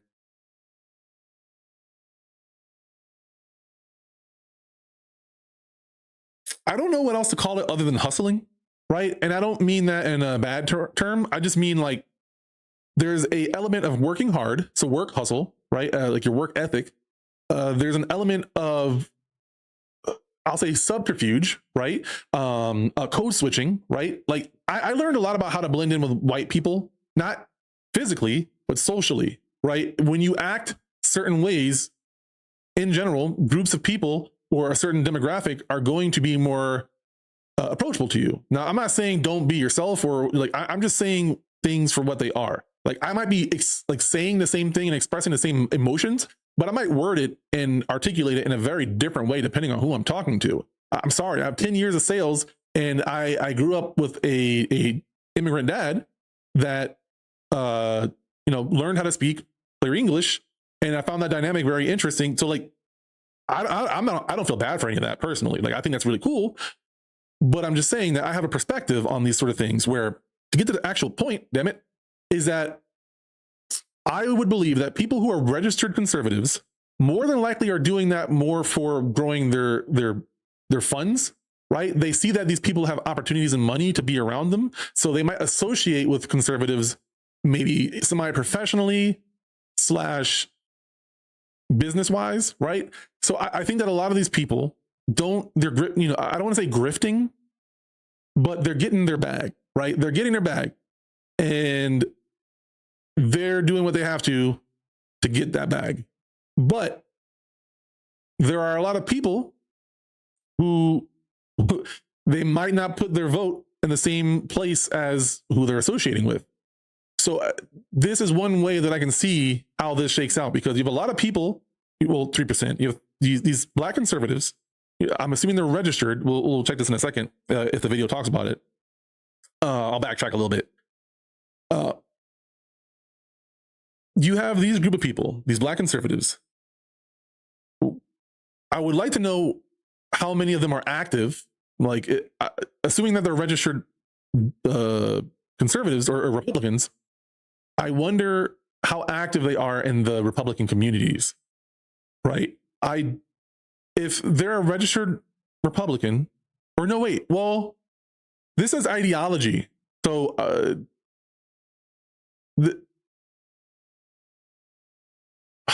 I guess we need more information before I can really articulate a point. I want to go back a little bit and hear what he's saying, and then we'll just keep going. Conservatives actually voted against Donald Trump in the last 3 elections. Among registered voters, black conservatives overwhelmingly and consistently voted for Democrats. 85% for Hillary in 2016, 79% for Biden in 2020, and 77% for Harris in 2024. Because he's terrible. But you'd never know this because of the truly lackluster job traditional media has done in differentiating between news and noise. The media effectively allows Black MAGA to flood the zone with a revolving cast of characters, all speaking in one voice, all on message, punching well above their weight and reach, made to look formidable by a carefully coordinated ruse of smoke and mirrors. For all of the bluster of the Black Blexit blokes constantly telling black people to leave the Democratic plantation behind, a majority of black voters outside of the Democratic Party are still voting for Democrats for a reason, which reveals the second illusion, the idea that Black MAGA influencers are turning black voters toward Trump's movement. To be clear, Trump earned a larger percentage of black votes in 2024 than in either of the 2 previous elections. This is a fact. I'm not disputing that fact, but I don't think Black MAGA deserves much credit for it. For what it's worth, Black MAGA's job isn't necessarily to make a case for the GOP. Rather, their highest and best use is to make a case against the Democratic Party. Their job, their role is voter disengagement, and this too bears out in the data. I come back to this thing often, the Black Values Survey. I come back to it mainly because it provides the best language for understanding the most common political ideas present in Black America. A polling organization called Hit Strategies surveyed thousands of black people back in 2024 and concluded that the politics of most black adults in America can be understood in one of these 5 value clusters. On one end, you have the legacy civil rights folks. Think of your parents or grandparents or maybe even yourself in this category, people who vote for Democrats and take voting seriously because they recognize that so many people sacrificed for us to have this right. The kind of we love history, vote blue, pro-democracy kind of crowd. The history of the civil rights movement and black pride animate these voters. On the other end of the spectrum, you have the black MAGA type, what they call the race-neutral conservative. These people put a low value on their racial identity and are largely put off by notions like racial justice. The I'm not black, I'm OJ kind of person. You know what I mean? Okay. What pollsters found was that when these kinds of black conservatives get louder, whether that be through viral videos or news hits or social media posts, they don't turn the black folks on the other end of that spectrum into MAGA voters. What they found is that they turn them into cynics, and cynics stay home. Cynics don't vote. When we have that race neutral conservative, which is the group to the right of them, they're much, much more likely to actually like Republicans. That's my guy Josh Doss from a conversation we had back in October of 2024. He was one of the pollsters who collected this data and gave me some insights into the influence of the black conservative, black MAGA groups. When they speak, they're the loudest ones. They're the ones on Twitter, right? They're the ones that you hear from. And when they speak, they don't create more race neutral conservatives. They create more rightfully cynical voters. When they're loud, that 22% of rightfully cynical goes up to 23, 24, and 25. They don't go all the way. They just stop believing that their vote has power. Which of course brings us to the most recent group of black MAGA adjacent celebrities mysteriously revealing themselves to be a part of, or at least sympathetic to, this bigoted movement. All mysteriously at the same time in the middle of midterm primary season. Rock with W.E.B. Du Bois when he said there's no such thing as 2 parties, it's just one evil party with 2 different names. One of the more common talking points was amplified by Nick Cannon in a since deleted video with MAGA useful Amber Rose. In the video, Cannon said this. People don't know that the Democrats is the party of the KKK. Republicans are the party that freed the slaves. Yeah. Nick Cannon is wrong.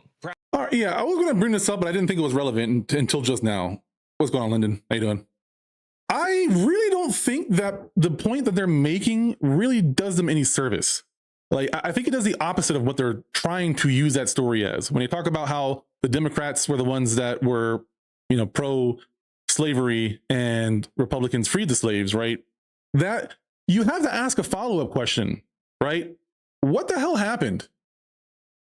Because you are now aware that slavery was a bad thing, right? Every Republican knows. Hold on. Let me rephrase that. That's not true. Most people in general publicly know to say that slavery is bad. Socially, we know this. I would say a large majority of people, like 99% of people, know this. There are a smaller percentage of people who would publicly say this, like Nick Fuentes.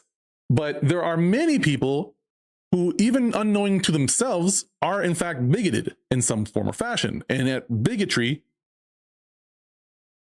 shows in their decision making, you know, how they make bills or how they vote or whatever it may be, how they promote things, how they articulate points, how they debate. You're telling me that somehow in the past, the people who were pro-slavery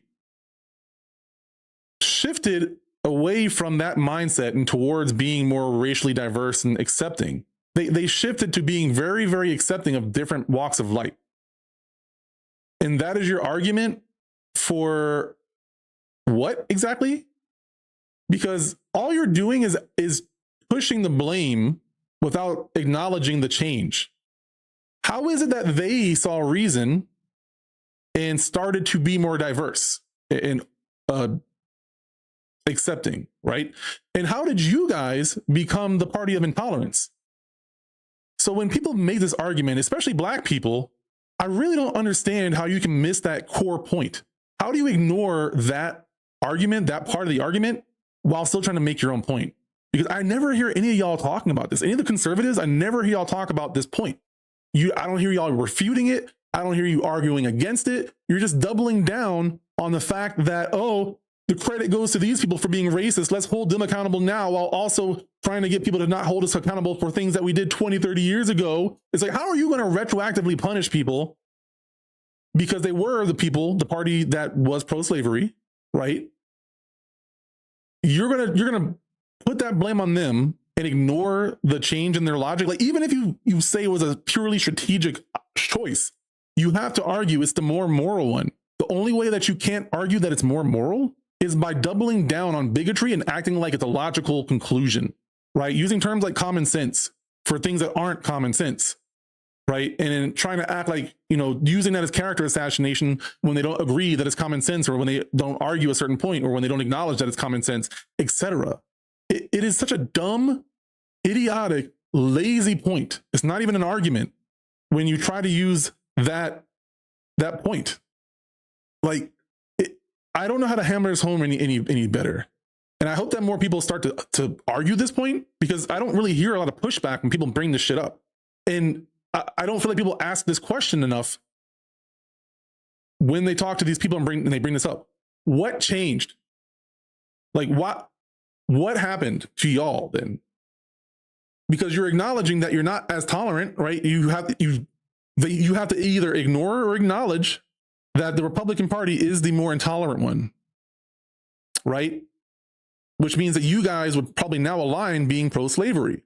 They don't talk about that. Y'all don't talk about that. And you also don't talk about how one party allegedly saw reason. Now, me personally, I am anti-political parties. If I had it my way, I don't think political parties should exist. I think the Democrats should be fired because they haven't held the Republicans accountable. They failed at doing their job. And at any job, if you fail for several years, and I think they've failed for more than several years, they failed for more than like 4 to 8, not 48, like 8 to 16 years, there's no accountability happening right now.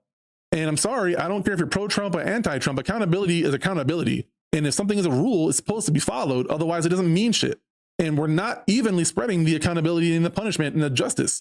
It just is not happening. And the only thing that people can do is ignore and downplay and dismiss. They can't actually engage with those points. So when somebody is brazenly bringing up, so boldly bringing up that Republicans were the ones that freed, when you have people bringing up that Republicans were the people that freed the slaves, you need to follow up on that logic with them. Do not let them just stay there. Ask them follow-up questions. So what happened to y'all then? Why is it that the Democrats are now the ones that are anti-bigotry and you guys are the ones that are way less tolerant? Like, you can probably use softener. Like, if you want to be more strategic, you can use words like, instead of saying they're bigoted, you can say intolerant, right? Because that's an easier way to ease into that argument with them. I'm just saying, for people who think that way, rather than just saying it how they feel it is what it is, that's a choice you can say. And you might get more reception back from that word, or from a word like that, rather than just saying that they're being bigoted if you're talking directly to them. Do I want to say that? Yeah, but I want results more than I care about how I say everything. I'm not going to lie about anything or mislead, but I want people to actually give me honest responses rather than canned answers and like doubling down rather than actually engaging with my points, which is all that happens when you argue with MAGA and many other conservatives. It's ridiculous. So, yeah, let's go on. Perhaps genuinely so. But this isn't really about Nick Cannon. I've seen this idea posted online as a gotcha dozens of times over the years. To be clear, the Democratic Party did not found the KKK. The founders of the KKK and many of its early adherents were very likely Democrats at the time, yes. But more than anything, they were people who hated black folks and immigrants and anyone who wasn't their primary identity. Yeah, exactly. So I didn't really talk about this at all, but he makes a good point that the Republicans are trying to act like Democrats created the KKK. They're not directly saying that, but it's basically being implied or worded in a way to where it seems like that's the logical conclusion. Again, common sense ain't common, although people will say something's common sense. So, yeah, there were many Democrats that were in that party. And I don't deny that. I think that's still very problematic. That's still an issue. But it was just general civilians that created this. And some of those civilians did have places in politics or like they worked all over the place, right? They weren't all Democrats. Some people probably didn't even have political parties that they were affiliated with, but you know, they wear these masks. Many of them might not even know what each other look like in some form or fashion. Like, I don't know how they meet up, right? They might be wearing those masks so they don't know each other, so that they can not hold each other accountable, etc. That's some words I'm not going to say right now. White and Christian. In fact, of the white Christian men associated with the founding of the KKK, many of them illustrated in this book from 1884, none held elected office as Democrats. So it would be a stretch, if not an outright lie, to say that the KKK was founded by the Democratic Party. But make no mistake, this is not me defending the Democratic Party. A careful reading of American history would reveal that white supremacy and racial violence are party agnostic. The political business of hating black people in our pursuit of equal rights has always, tragically, found a welcome home in American politics. But ever since Democrats overwhelmingly supported the Civil Rights Acts of the 1960s, white supremacists have been supporting and controlling the Republican Party. I talked about this and the Southern strategy in my N-word video from a few years ago, so feel free to go check that one out next. Fast forward to today, and it's very important for me to tell you that right now, there's only one party actively working to honor the KKK. You will, of course, remember this image of a group of Klansmen from just a few moments ago, published in 1884. Well, among this group is a man named Albert Pike, a Confederate Army general, and according to the author of this book, who was one of the founders of the KKK, Albert Pike was a fellow Klansman. And take a wild guess, who just put up a statue of this Klansman in DC? Take a guess, take a guess, take a guess. Not the Democrats. It was President Donald J. Trump. One of the reasons I find Black MAGA so boring is that it is an incredibly unserious ideology. To possess even an ounce of curiosity, to seriously examine its claims, is to destabilize the very platform, the very foundation upon which many of their positions are built. So you think we're better off as black people now than we were before LBJ passed those policies? Yes, brother, we can vote. So the question is, why make this video? Why give them any more airtime on my platform? And I think the answer is painfully simple, but very important. Truth is becoming increasingly difficult to find and discern. Bad actors, grifters, or people who sincerely hold awful ideas and beliefs are working overtime to share those ideas with the masses, and the effects are devastating. Now more than ever, we need counter voices, counter narratives to combat this stuff. And I intend on being a part of that work, and I hope you do too. Okay, I'm going to call it right there. If you like this video, please. Yeah, I believe this was very well put, very well said. Trying to simmer on my thoughts a little bit here. And if you guys have thoughts, definitely put them in the chat as well. If you're not driving home or anything like that, you know, share your thoughts on what you think about some of this stuff. And I'm just stewing in everything that's been said and thought about, while also all the drowsiness from the medication is also happening. Let me think. What haven't I said that he has said? Not sure. Either way, I think that this is a great topic for a video. I enjoyed this video very much so. I want to get better at articulating some of these points and making these well-made videos. I've been recently thinking about writing some scripts. Now, will that be my whole stream? Absolutely not. It'll have to be a small segment, because I don't want to write a long script. I don't want to write a long script. But sometimes I want to have specific points that I want to hammer home and be as efficient with my words as possible. That takes writing it out a little bit better, rather than just going off of my thoughts. And that'll be a small segment within the stream. Still working on that, not done yet. Not sure when it's going to be done. I'll have to reflect on the goal, the timeline for that. But I absolutely think that we need to be peacefully, preferably, calling out this behavior. I think the Black MAGA thing is a great point. Watch some debates with people who are Black and MAGA and watch how, I mean, they're not the only ones that do this, but they sort of ignore, they do ignore reality. They don't acknowledge what is being said, and then they will play the race card if they have to, if something seems like they can use it as an opportunity. It's usually I think of the customers that I had at Lowe's when I was an employee at Lowe's, and this Black couple, one's in a wheelchair, or like an electronic chair, the guy, and they're trying to get a discounted space heater because they're trying to buy the display model. And that is an inconvenience for us because we have to break open a brand new product and replace a product that they could have bought a brand new one for. And then they're also demanding a discount. So our policy wasn't to sell the display models. We always keep one for display, and the rest we have boxed up like normal, right? You don't buy the display version. We're not trying to buy it. We're not trying to sell it. And then also when they're denied, as they rightfully should be, right? They play the race card because they had a white attendant helping them, customer service rep in my department, and I saw the whole thing. They weren't being racist. They were just going by policy, right? But they also are not socially skilled enough to be able to navigate an angry black person. So they got accused of being racist and took it to the boss. The store manager had to talk to me about it and everything. And I was like, yeah, no, they were trying to play the race card. They weren't actually helping anybody. Like, and I hated the person, but I was like, yeah, she didn't do anything wrong. Like, she might have said it, like, she could have worded it better, but she absolutely was not being racist in any of that. Like, you don't sell the display model, like blah, blah, blah, blah. And he's like, thank you. And then the employee came to me and said, thank you for doing that. Like, that story is what Black MAGA reminds me of.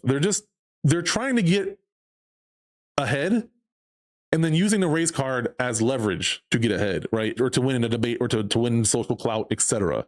That's all they can do because they don't have a rational argument to make. Now, look, I strongly believe in respecting people's lifestyles, their opinions, their way of life, their beliefs, etc. But I also strongly believe in calling things out for what they are.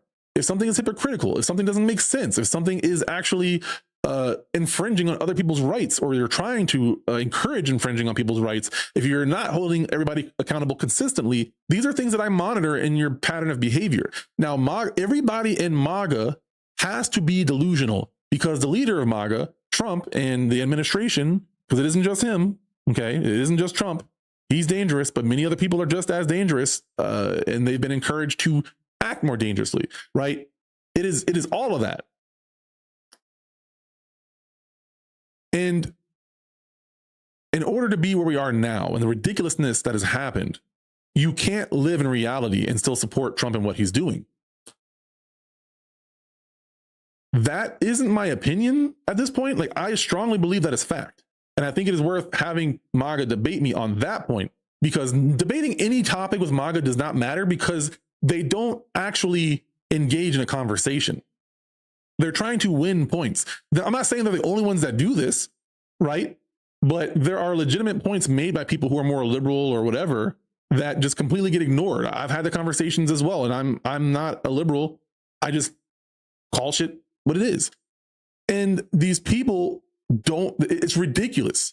So the only topic that I really want to talk about is like their psychology and their sociology and how they behave, because you can't acknowledge reality.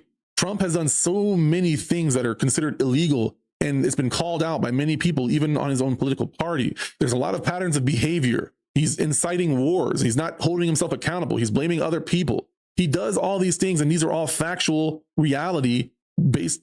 Like, it's information that's based in reality. And all they do is they discredit the legitimacy of the source of information. That's all they ever do in terms of like their argument, right? Democrats started doing it first because Republicans were just making up shit. And then they turned that into part of their ideology, part of their practice, part of their religion of sorts, where they constantly dismiss credibility of any source. It makes it so much easier to convince people, because if you can stop them from watching a brand, and when I say brand, I mean like NBC, CNN, or whatever the hell, right? Any YouTuber, you're encouraging them to not take in their content, so to speak. You can continue to control what information they get and how they should feel. I hate that people operate that way, but a lot of people operate that way. They're just that gullible or that predictable. And so you have these group of people, the Make America Great statement in itself, that's why I say they're all delusional, is that they are having to dismiss parts of reality. Make America great again, right? This isn't the first time this has been said, but great for who? Because it hasn't been great for everybody. And so when you say again, and when are you talking about? And they can't acknowledge that, right? So the very statement of Make America Great Again, the irony is ridiculous here. Watch, I'll keep going in a second. But the first point is that Make America Great Again is a delusional statement. It just is. It's not true for everybody. And you have to acknowledge, if you're MAGA, that this is not for everybody. And you can't play this dismissal card when it comes to racial issues, because that's a legitimate concern that needs to be acknowledged. Because when you say again, you have to understand that Black people were suffering, or women were suffering, like depending on when, certain people were suffering in a horrible way that we don't want to go back to. So the fact that they won't even acknowledge that in conversations, both the voters and the politicians, that's an issue. That's a big issue. That's delusional. Now, the funny part comes in with one of the topics that is so controversial in our media, being woke. Is it not ironic that the same people that I'm calling delusional refuse to accept an ideology that is called woke, that is essentially all it is acknowledging that reality is happening, right? Being woke just literally means that we are aware of reality for what it is, right? It's almost like a red pill thing, but more liberal, honestly. It's like actually seeing the Matrix, but not the red pill way. And I'm not saying it to be a liberal or anything like that. I need to take a pause for a second and think.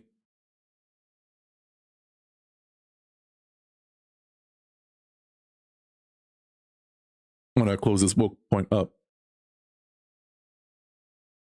So I say again, is it not ironic that the people that I believe are delusional take a huge issue and use this as a debating tool, like a debating wedge?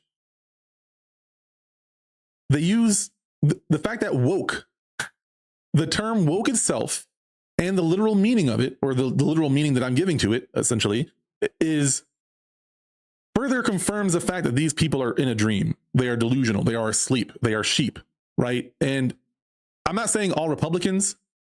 I'm saying specifically people who are MAGA. Because again, MAGA, the term itself is delusional.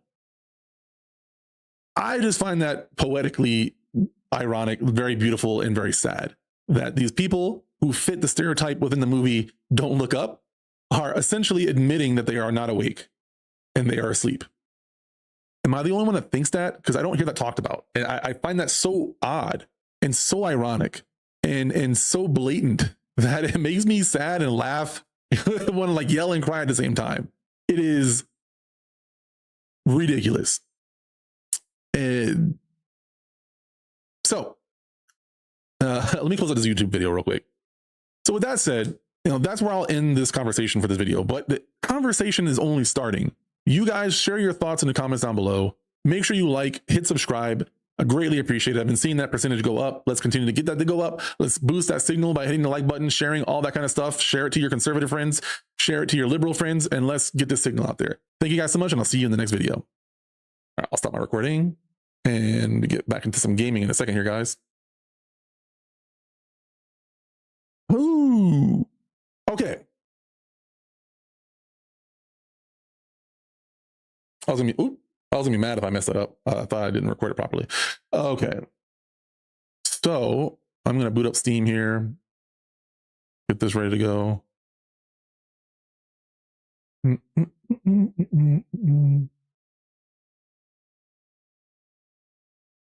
me turn off this.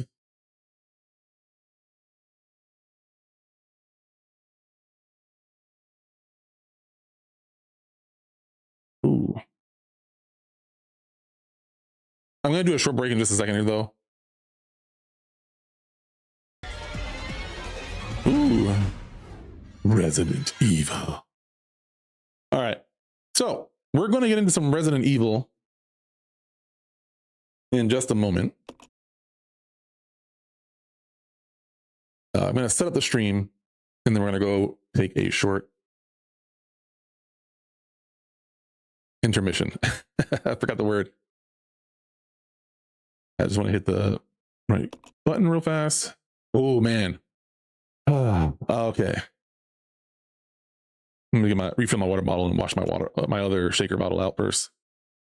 Resident Evil 0. No, you go back. I want to do that for the intro. All right, guys. So we are here to take a short break now. We take short break now. You guys are going to know where we're going to get into Resident Evil when we get back. If the conversation continues, though, if you have any topics you want to talk about, I will pause that game and talk about that topic with you. So thank you guys for hanging out with me, and let's hang out for a little bit longer as we finish this last part of the stream, unless there's any requests. I'll be right back after these messages. Just kidding, no messages, just music.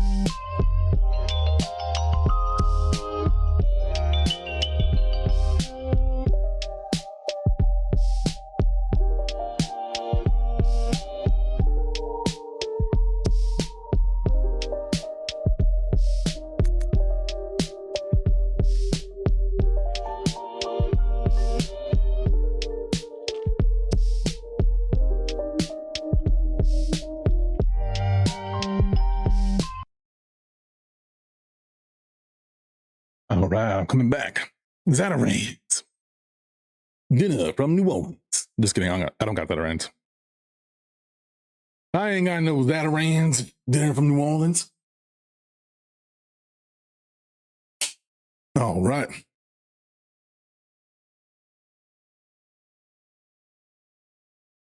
We're going to get started in just a second here. Ouch.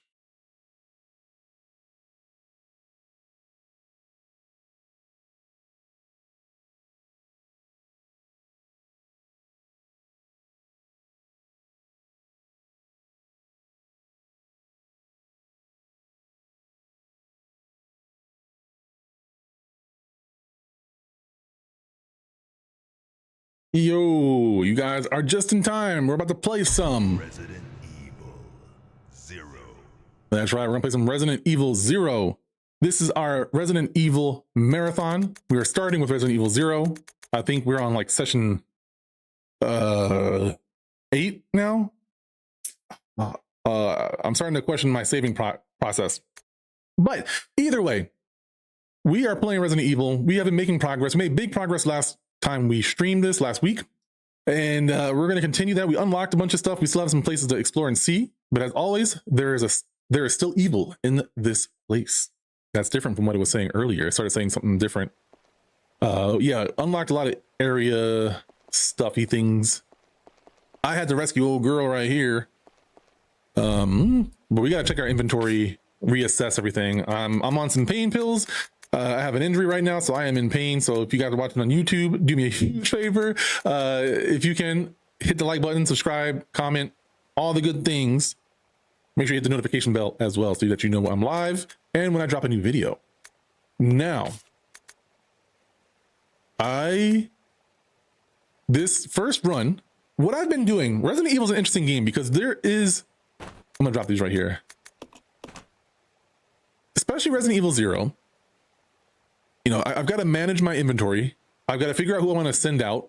You know, it's not always advantageous to bring both players because one is faster and you risk not getting hit as much because the AI follows, right? It is an okay job, but when there's a fight breaking out, unless you set them to idle, which you can always just pause the game and do, it's really easy to stop time, right? Like you see a lot of speedrunners doing this. I don't care about speedrunning, but I've just heard a lot about what they do. And so you can just be running and then like, oh snap, there's a zombie, right? Oh, I want Rebecca.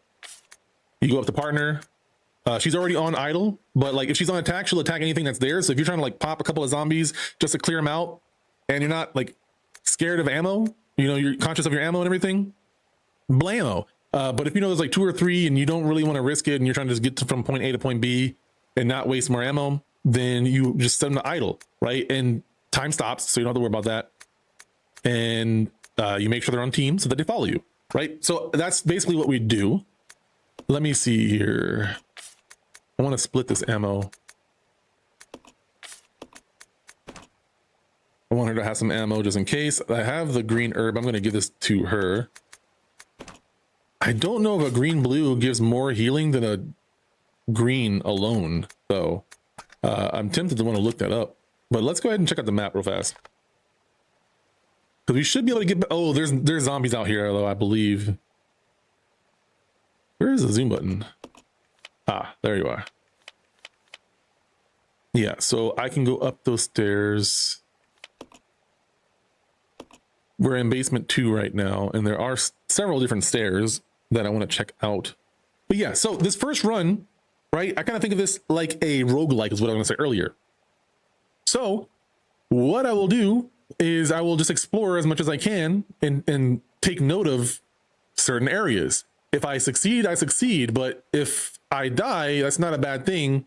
I just have, it's like, you know, a Souls-like.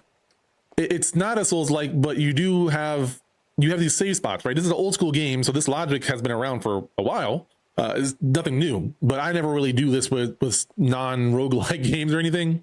But yeah, so you just use this first load in as experience. You'll just respawn at the load, right? So you know where you're going to reload. So you just plan your route as you're going. And if you die, it's like, oh, I know I got to hit this. I got to hit that. The challenge for me is, oh shit. I got to take note of where I'm at a lot more just because I forget. So I do want to go left. So we're going to get into a fight immediately, and I'm going to set her to attack. I don't want to run past these. I think this is a tight corridor right here, so it's just not worth the risk. I've got 2 shots in that gun. I'm gonna equip the pistol, and then I'm going to switch over to Rebecca and let Billy tank some of the damage since he has more health. Oh shit. Oh shit, he's not set. Yeah.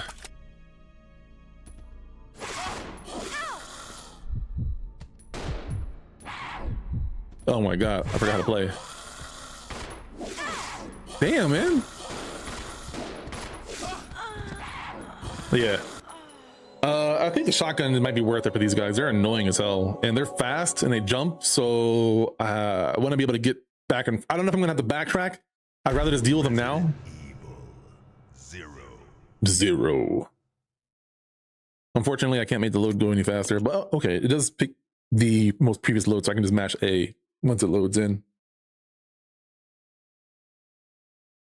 I wonder how speedrunners handle like saving, if they beat the game in one sitting or what. I never really looked at a full run. Yes, there's still evil in this place. You're right.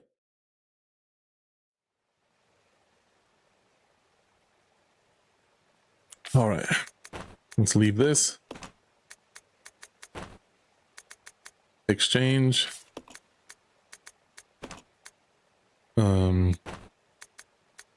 Exchange.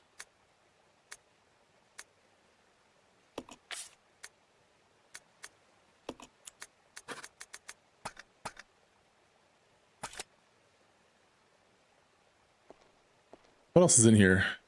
Oh, nothing. Okay. Can I can't drop down, can I? Okay. Do I want to use a shotgun or should... Yeah, I'll use a shotgun and I'll switch him over. Because I want him in the front. So I'll be the tank and let her stay farther back. Because she'll, you know, she has a pistol, she'll have a little bit of range since I'm going to be in front of her.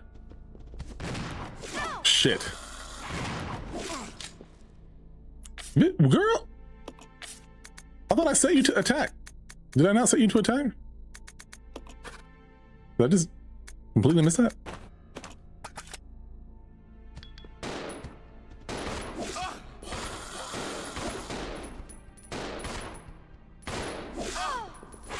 Die, man, damn.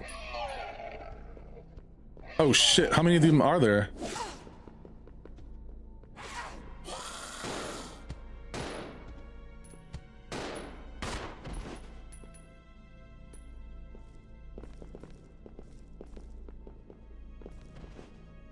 Damn, dude. I'm still in exploring phase, but I'll go ahead and hit these stairs and see. So I might have a key for the other door, but this one I know for sure is unlocked. So let's see if this is familiar or not. The door looks familiar. Oh shit. This looks familiar, right? Oh, is this the boiler room? Oh no, it's not. Oh yes it is. Yes it is. Ooh, she's in danger. Ugh. What was that? Oh, that was just footsteps. That one door is locked. I still have that other sword door that opened up.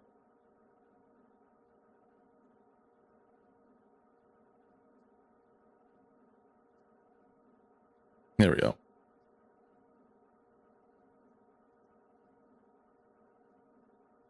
I'm gonna turn something off real fast. Isabella. Yeah. It's gonna cover the map thing. I could have moved it, but I'm just gonna... Actually, you know what?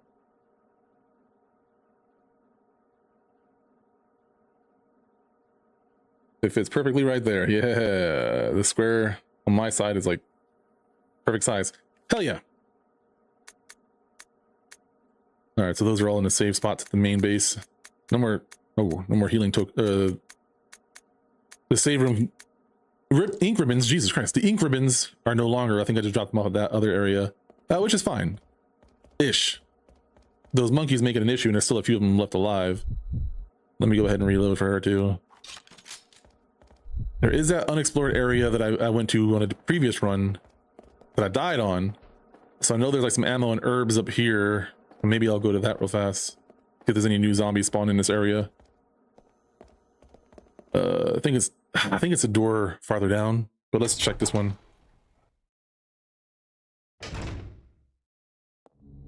Oh shit. Get off me, fool. Sure.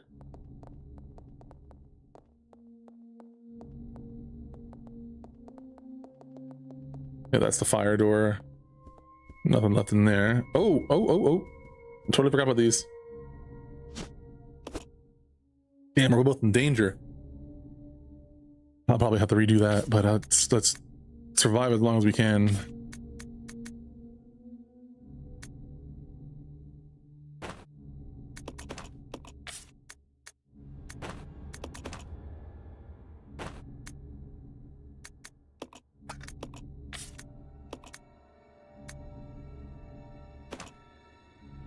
That's better than nothing. Okay. Let's go back to the main lobby area. Please help me remember where everything's at.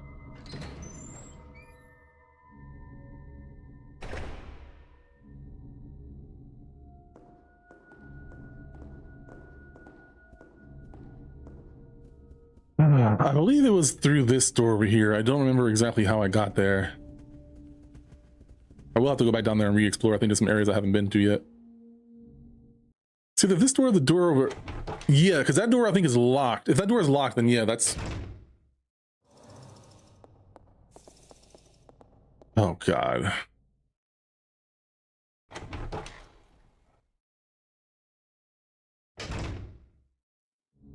I might go on a solo mission here. Yeah, that's the door right there. Is that locked? No. It's very possible I unlocked the door, but I don't remember killing those zombies. Ooh. Oh, wait, my inventory is full.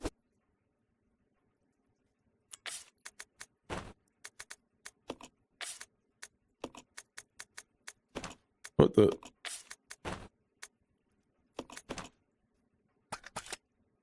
Cool.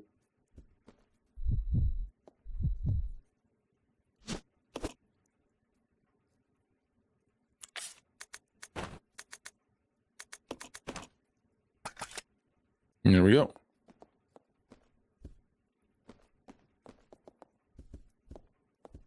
Is there another door in here? I don't think there's any other room in here. No, there's only one room. Is there a ladder?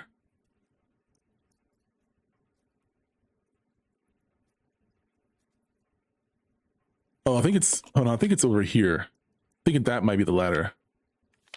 There's no other ladder. Oh wait, hold on, what's...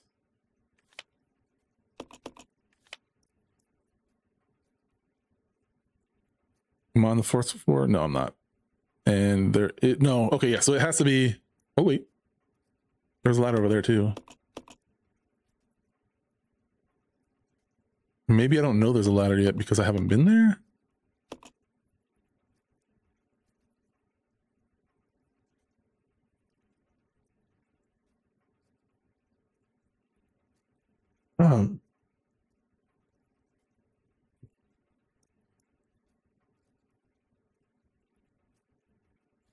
Well, let's go over there. I'm gonna check that out. I'm gonna check that out.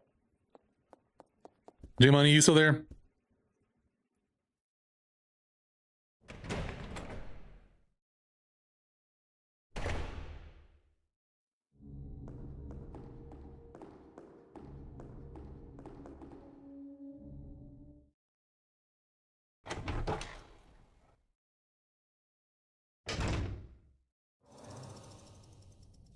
Shit, I don't think I went the right way. Damn, I did.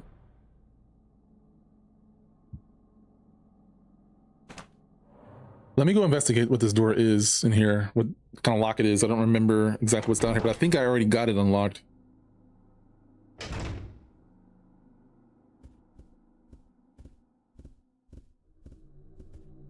Oh, this is the water door. I don't think I have the key for the water. Yeah, okay, I don't have that key yet. That's the final door that's locked. Fudge.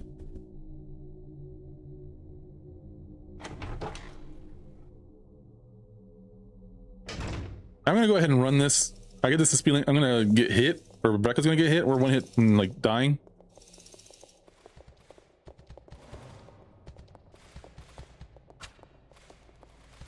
Hold on, let me make sure I'm going the right way. I am. Wait, no, I don't think I need to go this way.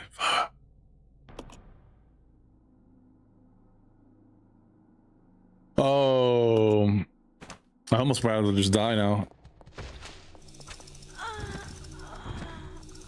Wish granted. Wish granted. Eat some food real quick while I load back in. Protein bar. Good one. Resident Evil 0.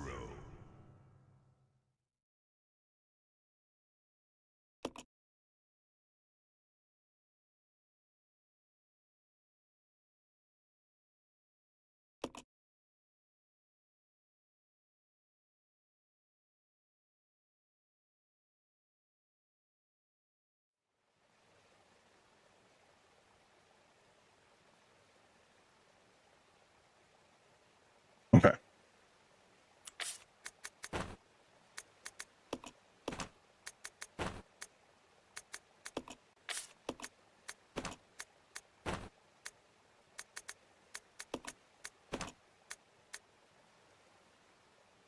I'm not going to sweat the grenade launcher right now, though.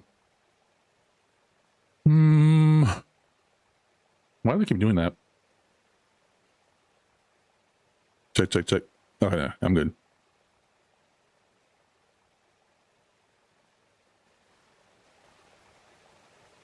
Got the volume just a smidge for y'all. A little low. Let's go to the map. That's not the map.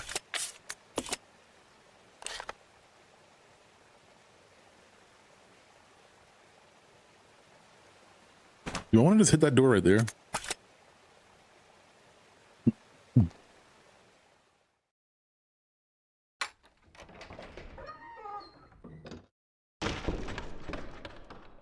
So there's monkeys out here.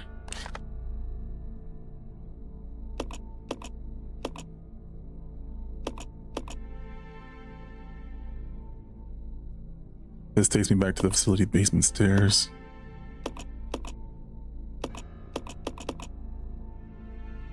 Ah, yeah, it's not going to show me the other area right now, which is annoying. Because this is a different building, technically. This is a building underneath the building, so it has its own floors, B1, B2. That's annoying because I want to...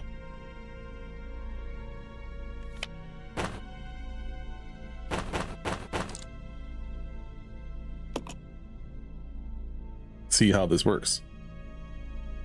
Wait, where is this?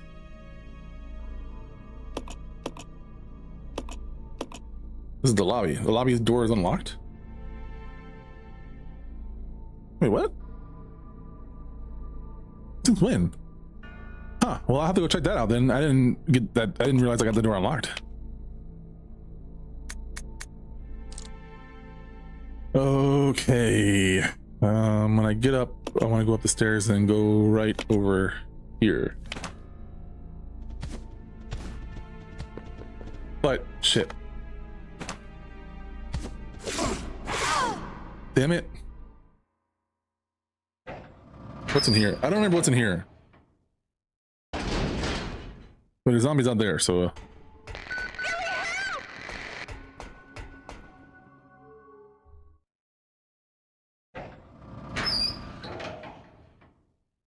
she got stuck.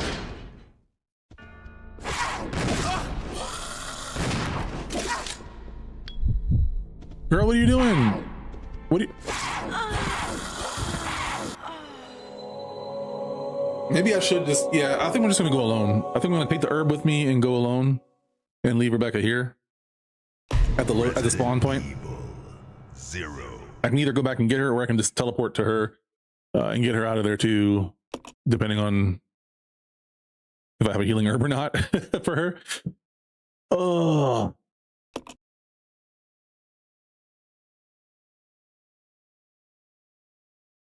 There is still evil in this place. You're right. You're right. There is.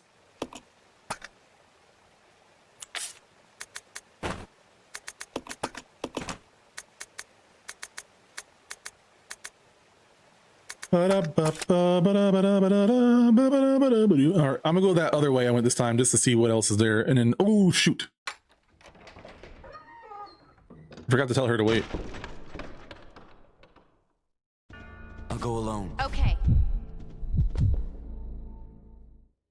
I gotta transport back to him immediately.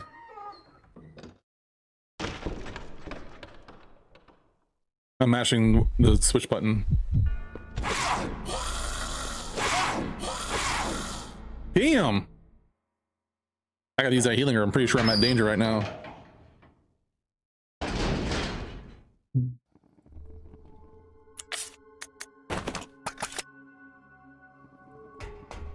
We got her footsteps down here. I definitely did. I definitely did. I don't know what's in here. I think this is where I came from though. I'm pretty certain this is the area where I came from. I don't know if there's gonna be...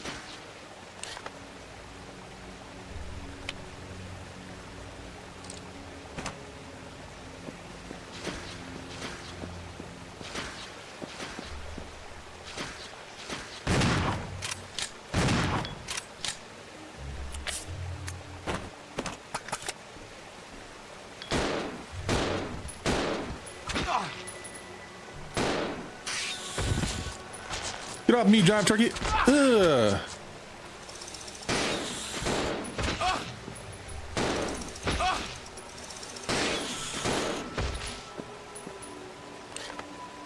God dang, man. Shit. What's this? Oh, this is a key.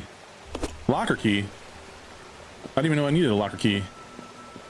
So I haven't come across a locker yet. Or maybe I didn't notice it. Damn. Well, that was not an opportune time to fight.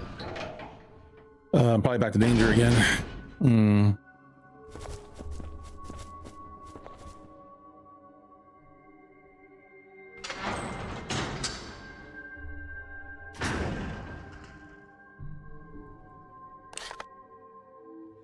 I think this is a new area. Oh, so yeah, I haven't filled out this map. I don't have a map for this area. Wait, let me make sure I saw that right. Oh, hold on.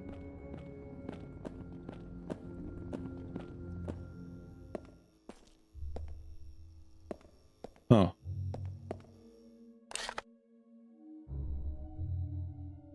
Strange. Maybe there's a button that I press or a lever that I switch. Ooh.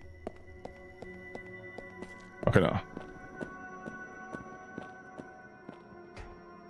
Am I hearing footsteps? I think I'm hearing zombie footsteps.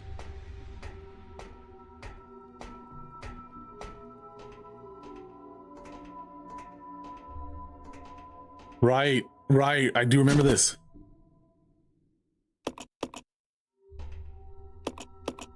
Man, pick up the damn ammo.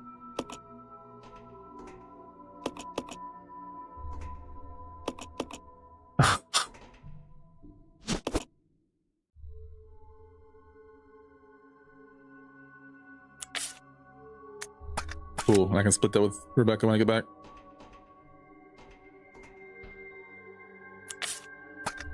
Cool.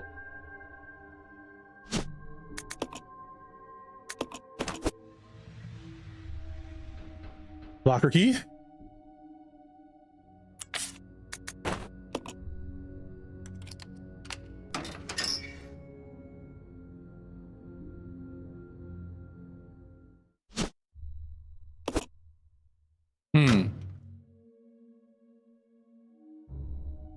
Oh, what's that?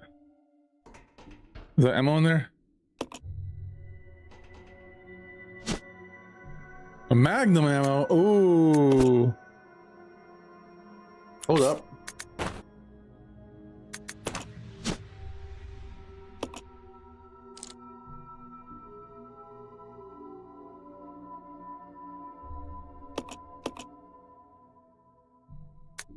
Damn it.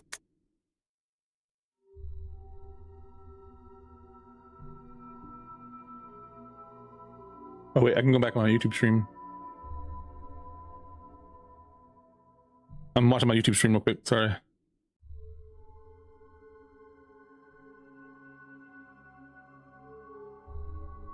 $385. Haha, thank you, YouTube.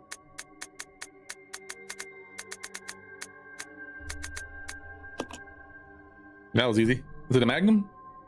Gee.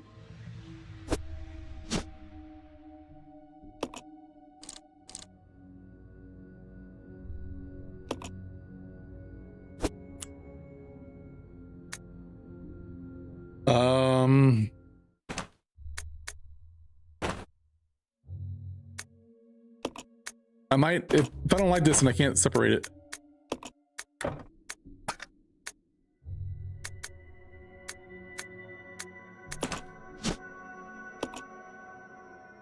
Custom handgun has been fitted for a scope for greater accuracy. These modifications should make it easier to target a weak point.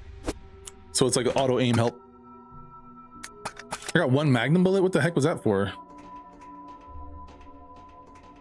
There's nothing else in here? Okay.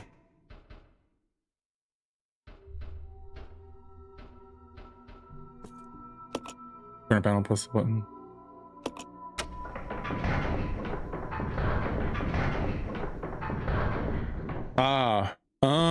I'm gonna need 2 people for that. So we can come back to that later.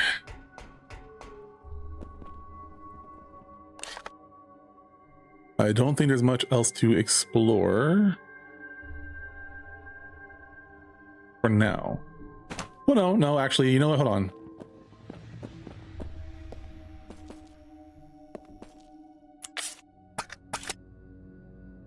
This is with his acid bombs?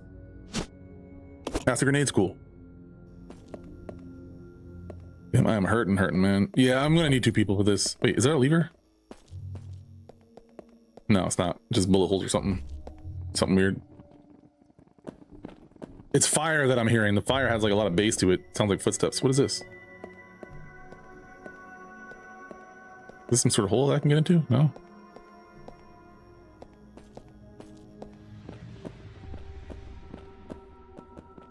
Okay, so back out we go.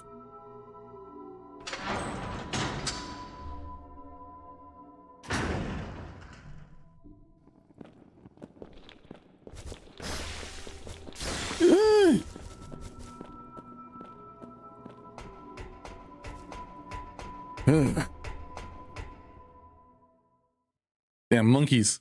No. I'm gonna die.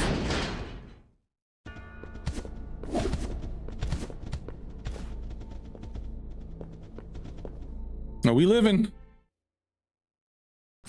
For now.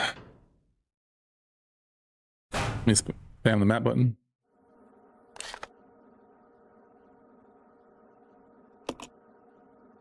Damn it. This is, yeah, so we're back to the training facility now.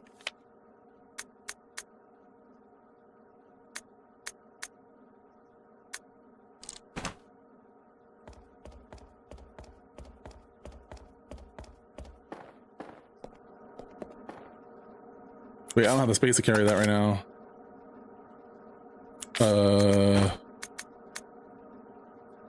No, I can't drop 2. But yeah.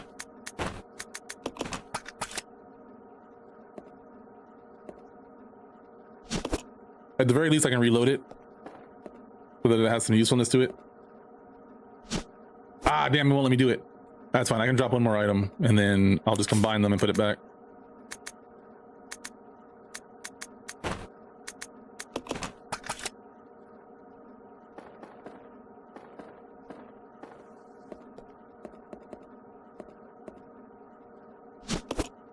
Take that.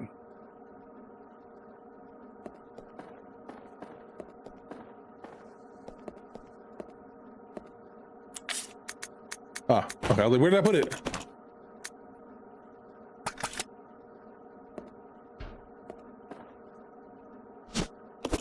Take the handgun ammo. I can leave the Magnum ammo for now. Just 1 bullet. Now, the Magnum ammo Magnums are strong. But yeah, not that strong. I think that zombie is going to be right here. I gotta swerve him. I'm not going to kill him right now if I can help it. Shoo! Actually, wait.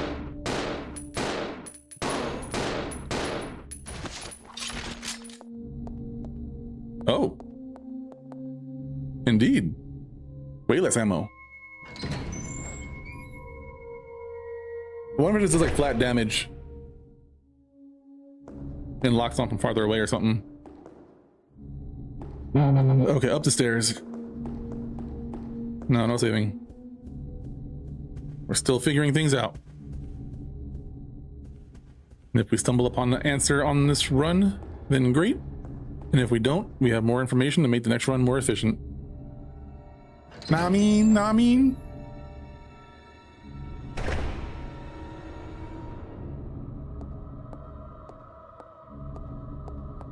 Next, killing me.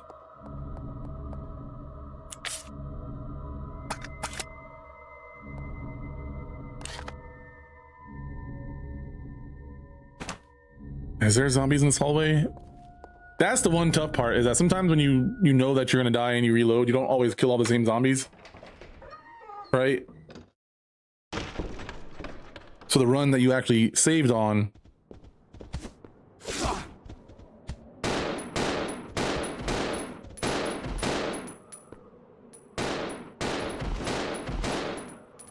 yo, damn.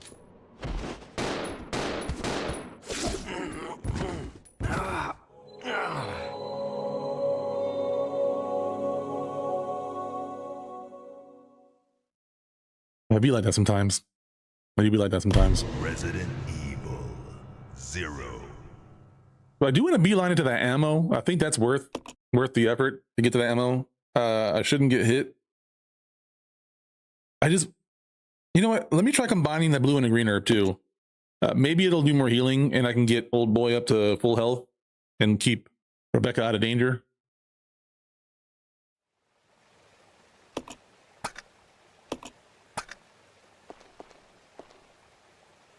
All right, so let's see here. We're gonna leave this here because Rebecca's still here, so she can save it. We're gonna change that.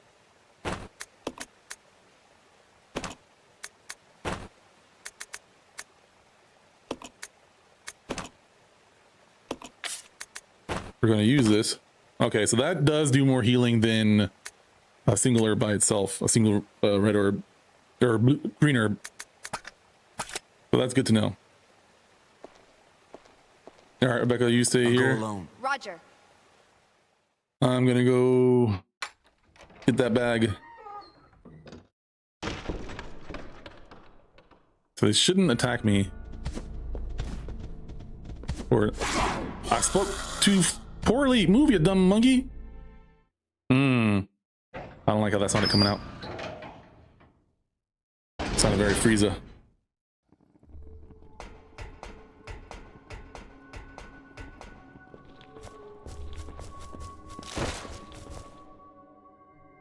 This is not the door. But I think this is the bug door.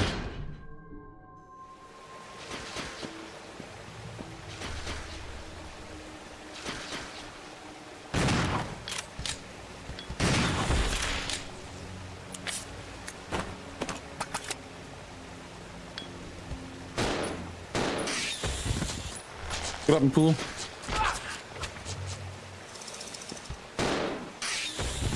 Damn, get off me, man.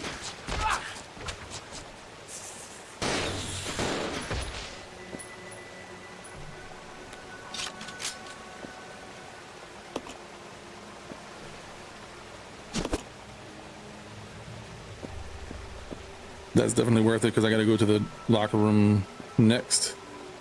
Well, I gotta swerve these spiders as well. I'm trying to be quick about it so I don't get them caught up in the hallway. Well,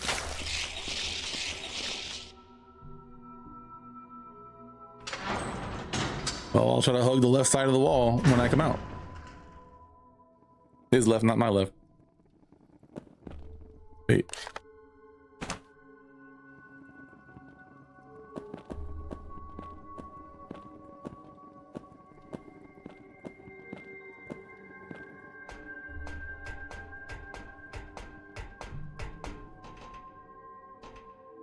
Yeah, okay. So I'm back to yellow caution now. Y'all are trolls with this. Thank you.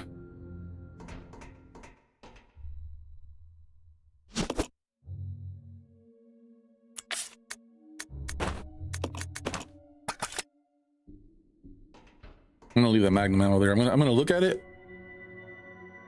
Oh.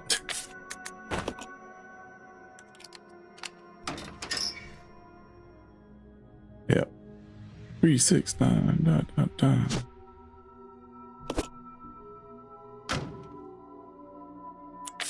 Then we gotta examine it.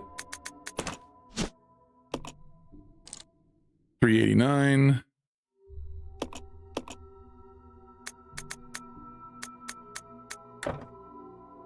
$385? $385, not $389. Yeah.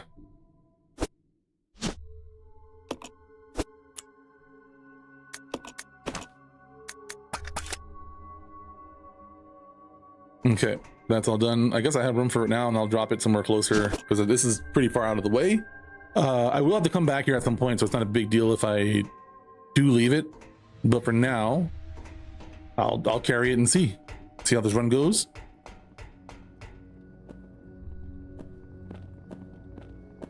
No, we gotta swerve. Oops. Oh, there were the acid rounds in there too. Damn. Do I want to grab those while I'm here? Or wait, was it too late?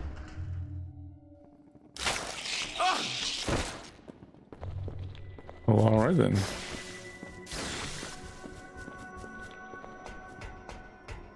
I meant to hug the left side and forgot.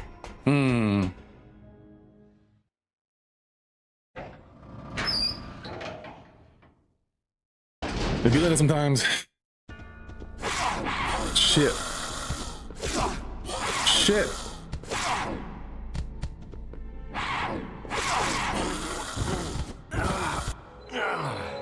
Damn. I think I will just bring both of them along. I've tried a couple runs by myself. I'm gonna have to kill these guys. And now that I know that I can get back to full health, I can test that out by bringing Rebecca with me, making the mixed the blue-green herb, and then giving it to whoever is in critical afterwards and see how much that heals. There is in fact still evil within this place. Because then I can do that puzzle as well.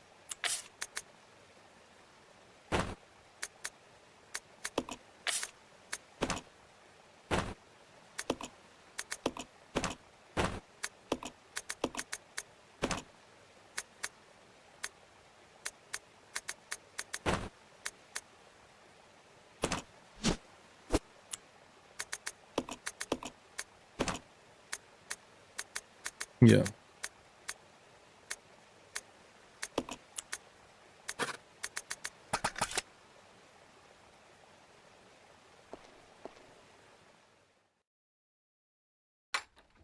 So I'm going to beeline it over here to get the better field of view and then try to get into this door.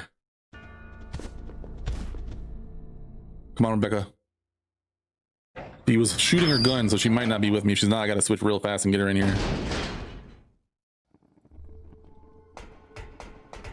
So she can help me.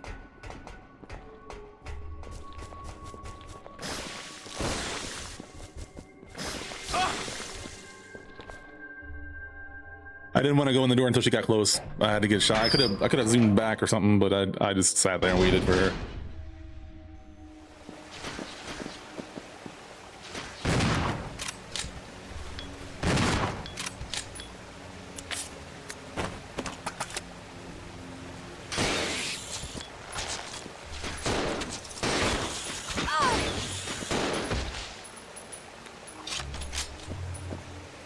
Okay. You got those.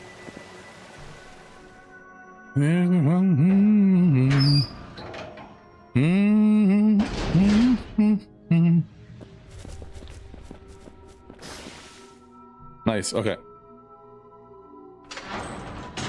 I think you didn't get as far because there was two characters, so you like probably stopped for a second to look at the other character. Yo, you hurting, buddy. Let's just help that orange caution. I think that'll fill me back up to full health. Damn it. Yo, y'all are such trolls. And there's two of them over here too, man.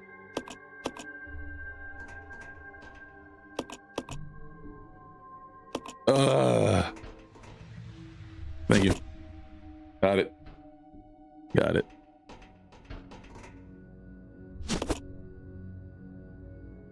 I meant to use that, but whatever.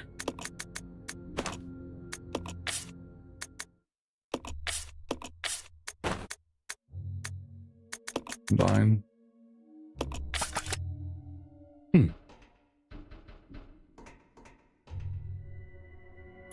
Gotta use the key.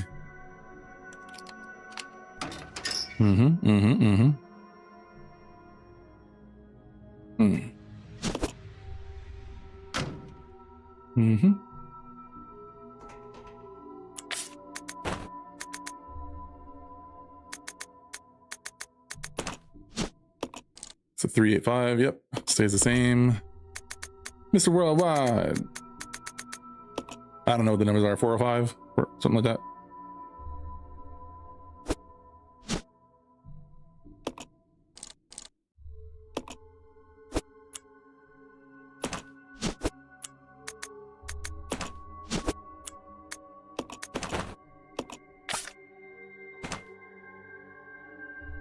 Okay. Take this magnum ammo. No, that magnum ammo. And then I swear to God. Okay, so this time I'm gonna take Billy. I'll go alone. Roger.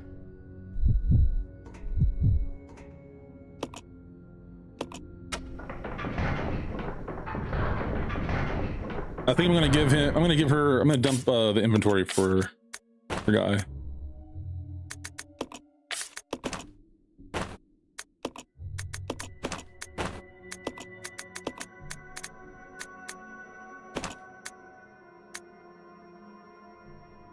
Yeah, that's 2 more clips.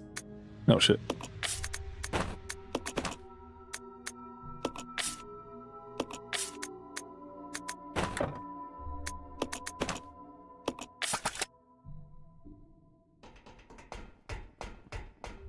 All right, let's go over there.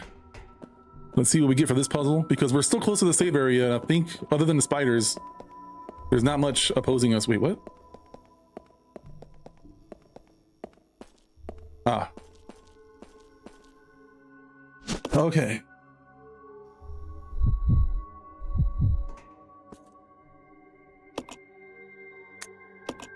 What does the center one do?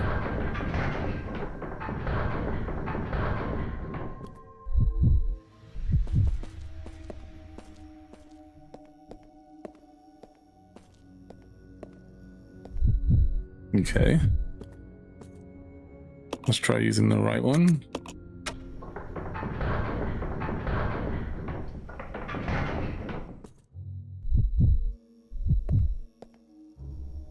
Nope. There's a button over there too.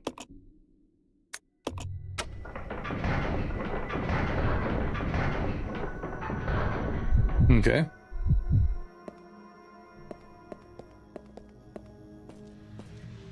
Oh.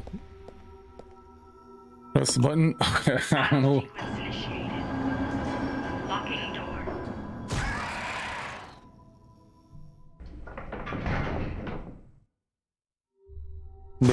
Bro, no.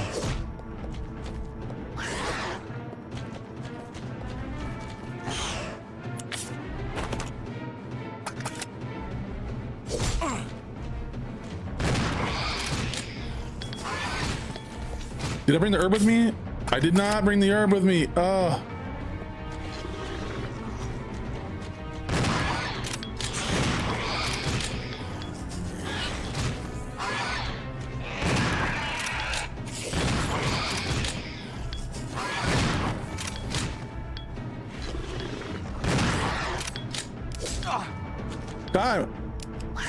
Oh shit, oh shit, oh shit, oh shit, oh shit, oh shit, oh shit, oh shit, oh shit, oh shit. No, switch back. I forgot to put the herb. Okay, all right, so another bring the herb. Bring the herb. We're gonna put the herb on Resident Billy. Evil 0. Resident Evil 0.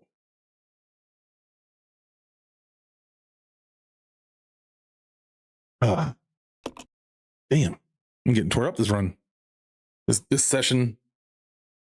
The stream, if you will.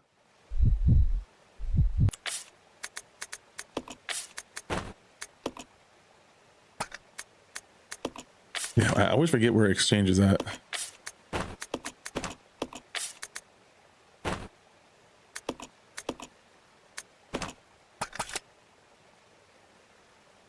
Oh wait, I gotta, no, I'll set her to idle. I'll set her to idle. I don't need her to attack right now. Not until we get to the bugs.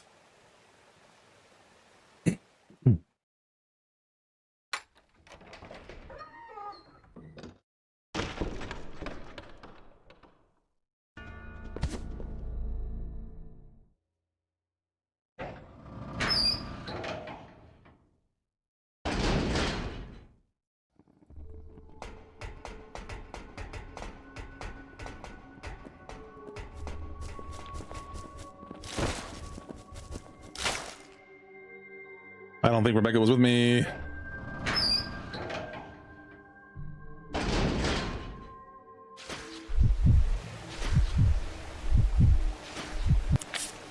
She was with me.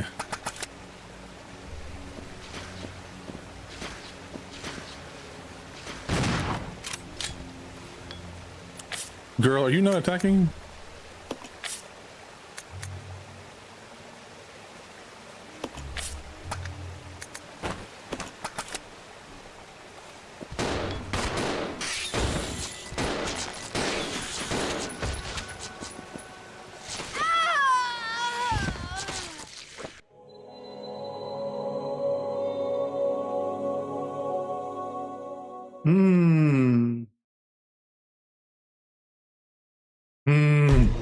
All right, I'm gonna do one more run. I think if I can't stay alive for some progress this time around, I need to just take a break from it. I'm deciding if there's anything else I want to play. My neck and back pain is fairly bad, so I might call it early as well. So let me go ahead and try this run first, and then just any requests in the chat or anything like that, if I'm feeling it, I will play that game. So let's go ahead every time.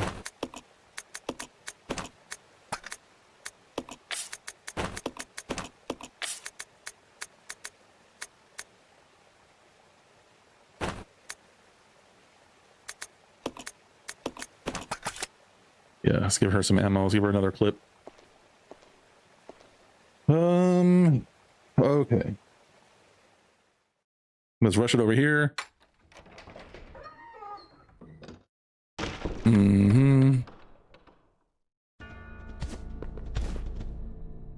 Missed the monkeys. I'll have the pistol upgrade for when I go back that way.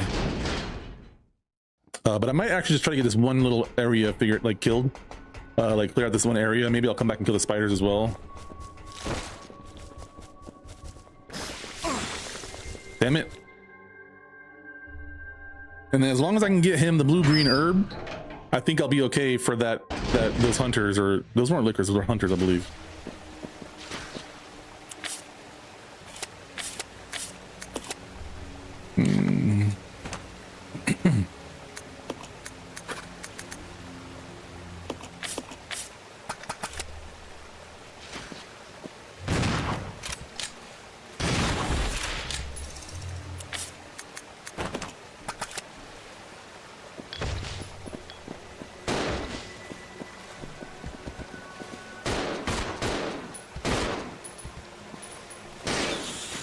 Yes, no hits taken. There we go. That's what I'm talking about. Let's get out of here. We might get smacked up one time by that spider, hopefully just once. But if we were quick, we should be able to just make it over there. We're both at caution. We're not that dangerous yet. Idle just to be safe. Come on, we gotta run. We gotta beeline it. We gotta cut right and go. We gotta be running, running, and running, running, and running, running. Good job. We should be good. Make sure she spawns in with us, and then we will get this puzzle going. We'll go back and save it.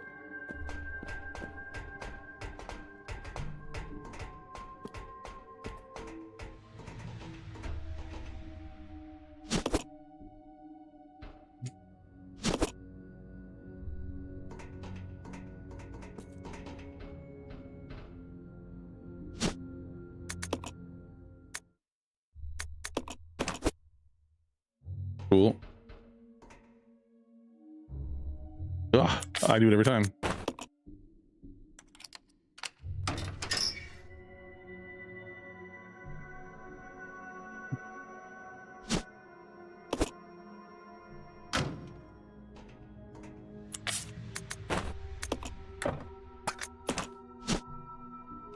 Three, 8, 5.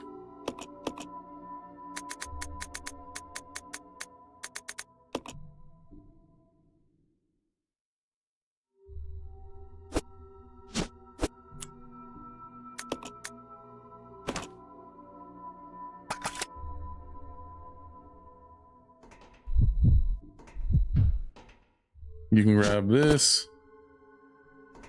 You can have whatever you like. Okay. All right, I'll give him the blue green herb and then switch over.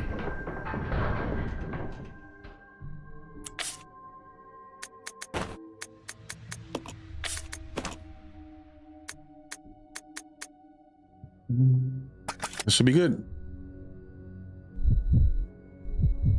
Ah, wrong button. I'll check it out. Okay. All right, let's go.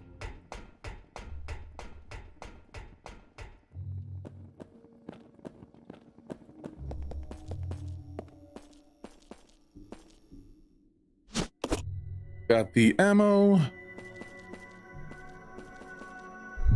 We'll have to switch over, so we're gonna press left first. Turn around, girl. Turn around, god dang it.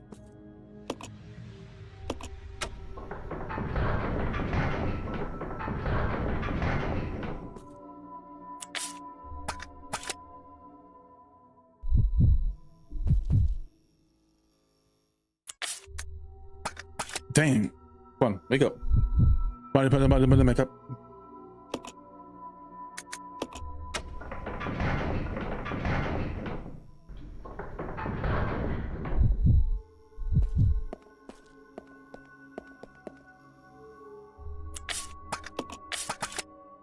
You've been the wrong button. Wait, what? Oh, I wonder if that's faster. No, I don't think so. It's let me see here. Wait, center?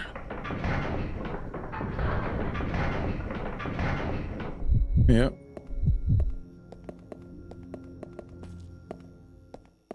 Yeah, I'm pretty sure there's nothing else to check out, so I'm here to fight. Battle sequence initiated. I'm here to fight. Locking door. Oh shit.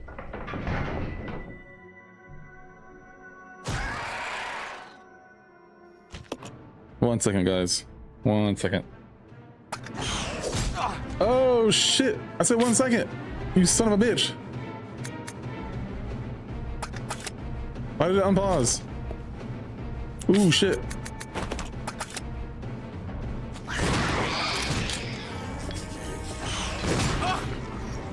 Shit.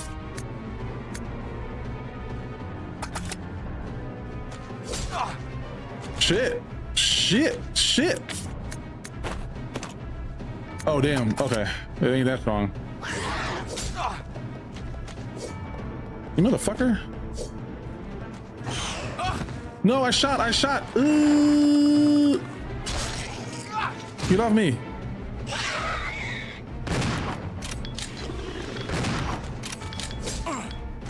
Die, you motherfucker.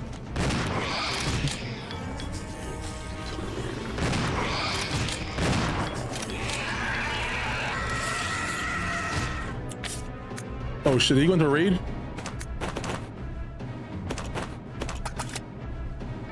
Hit. Battle sequence complete. Oh, I did it. All I do is win, win, win, no matter what. Oh. Now imagine this died to those spiders on the way back out. Goddamn. Facility key. I found the facility key. The only thing in here? You like the facilities, mate. Fuck, dude. Oh my god, I'm hurting though. I'm in danger. This way. Okay. Fuck, those spiders are there, man. I'm gonna try to hug the left side, I think. I should have enough time to juke, potentially. I don't think he's at the door. And Rebecca can take a couple of hits.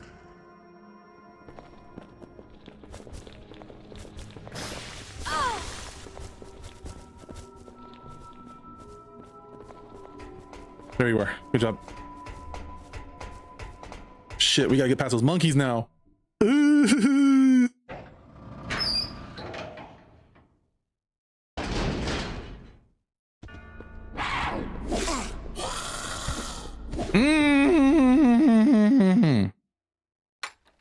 Shit, does she get in?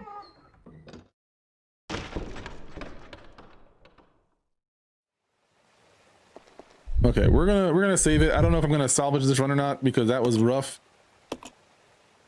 But I think that is a good stopping place. The pain's getting to me pretty bad. And like one of the previous runs a while back, sometimes there's not much you actually get done, but you figure out what you need to do. And while it's frustrating in the moment, it is very convenient for the next stream where you essentially set yourself up to get all those things done. So whether or not I take this specific run or start a little bit further back, I will decide later on to see how I'm feeling. More than likely, I'll try this one a couple times to see if I can make it work, but I think they're both at danger at this point. No, she's at caution, so I'm going to load everything onto her and try to get her to find some herbs or something like that. But until then, thank you guys. Make sure if you watch this on YouTube, you like, comment, subscribe, and hit the notification bell. Thank you guys so much, and we will see you in the next one. Y'all have a good one. All right, and then for stream. Oh, I did hit record. Excellent. Yeah. I didn't see any requests. I'll double check the chats just to make sure, but I don't think I got any requests or anything like that. So I should be able to call it a night. I might just go play some Infinite Wealth. I might see who's online, but I'm hurting. I gotta go stretch or something like that for a little bit. But I appreciate you guys hanging out with me. As always, make sure you guys follow me on Twitch. I am putting TikTok videos out, so I do have a TikTok now. That's a lot of my YouTube shorts are going to be on there as well. So if you prefer TikTok over YouTube shorts, then I will be slowly putting out videos. All of my YouTube ones are going to be the first ones, and then I'm going to put out some new ones as well. So thank you guys so much for hanging out with me. I will see you all on that next stream. Y'all have a great night. Much love to you all. Have a good night.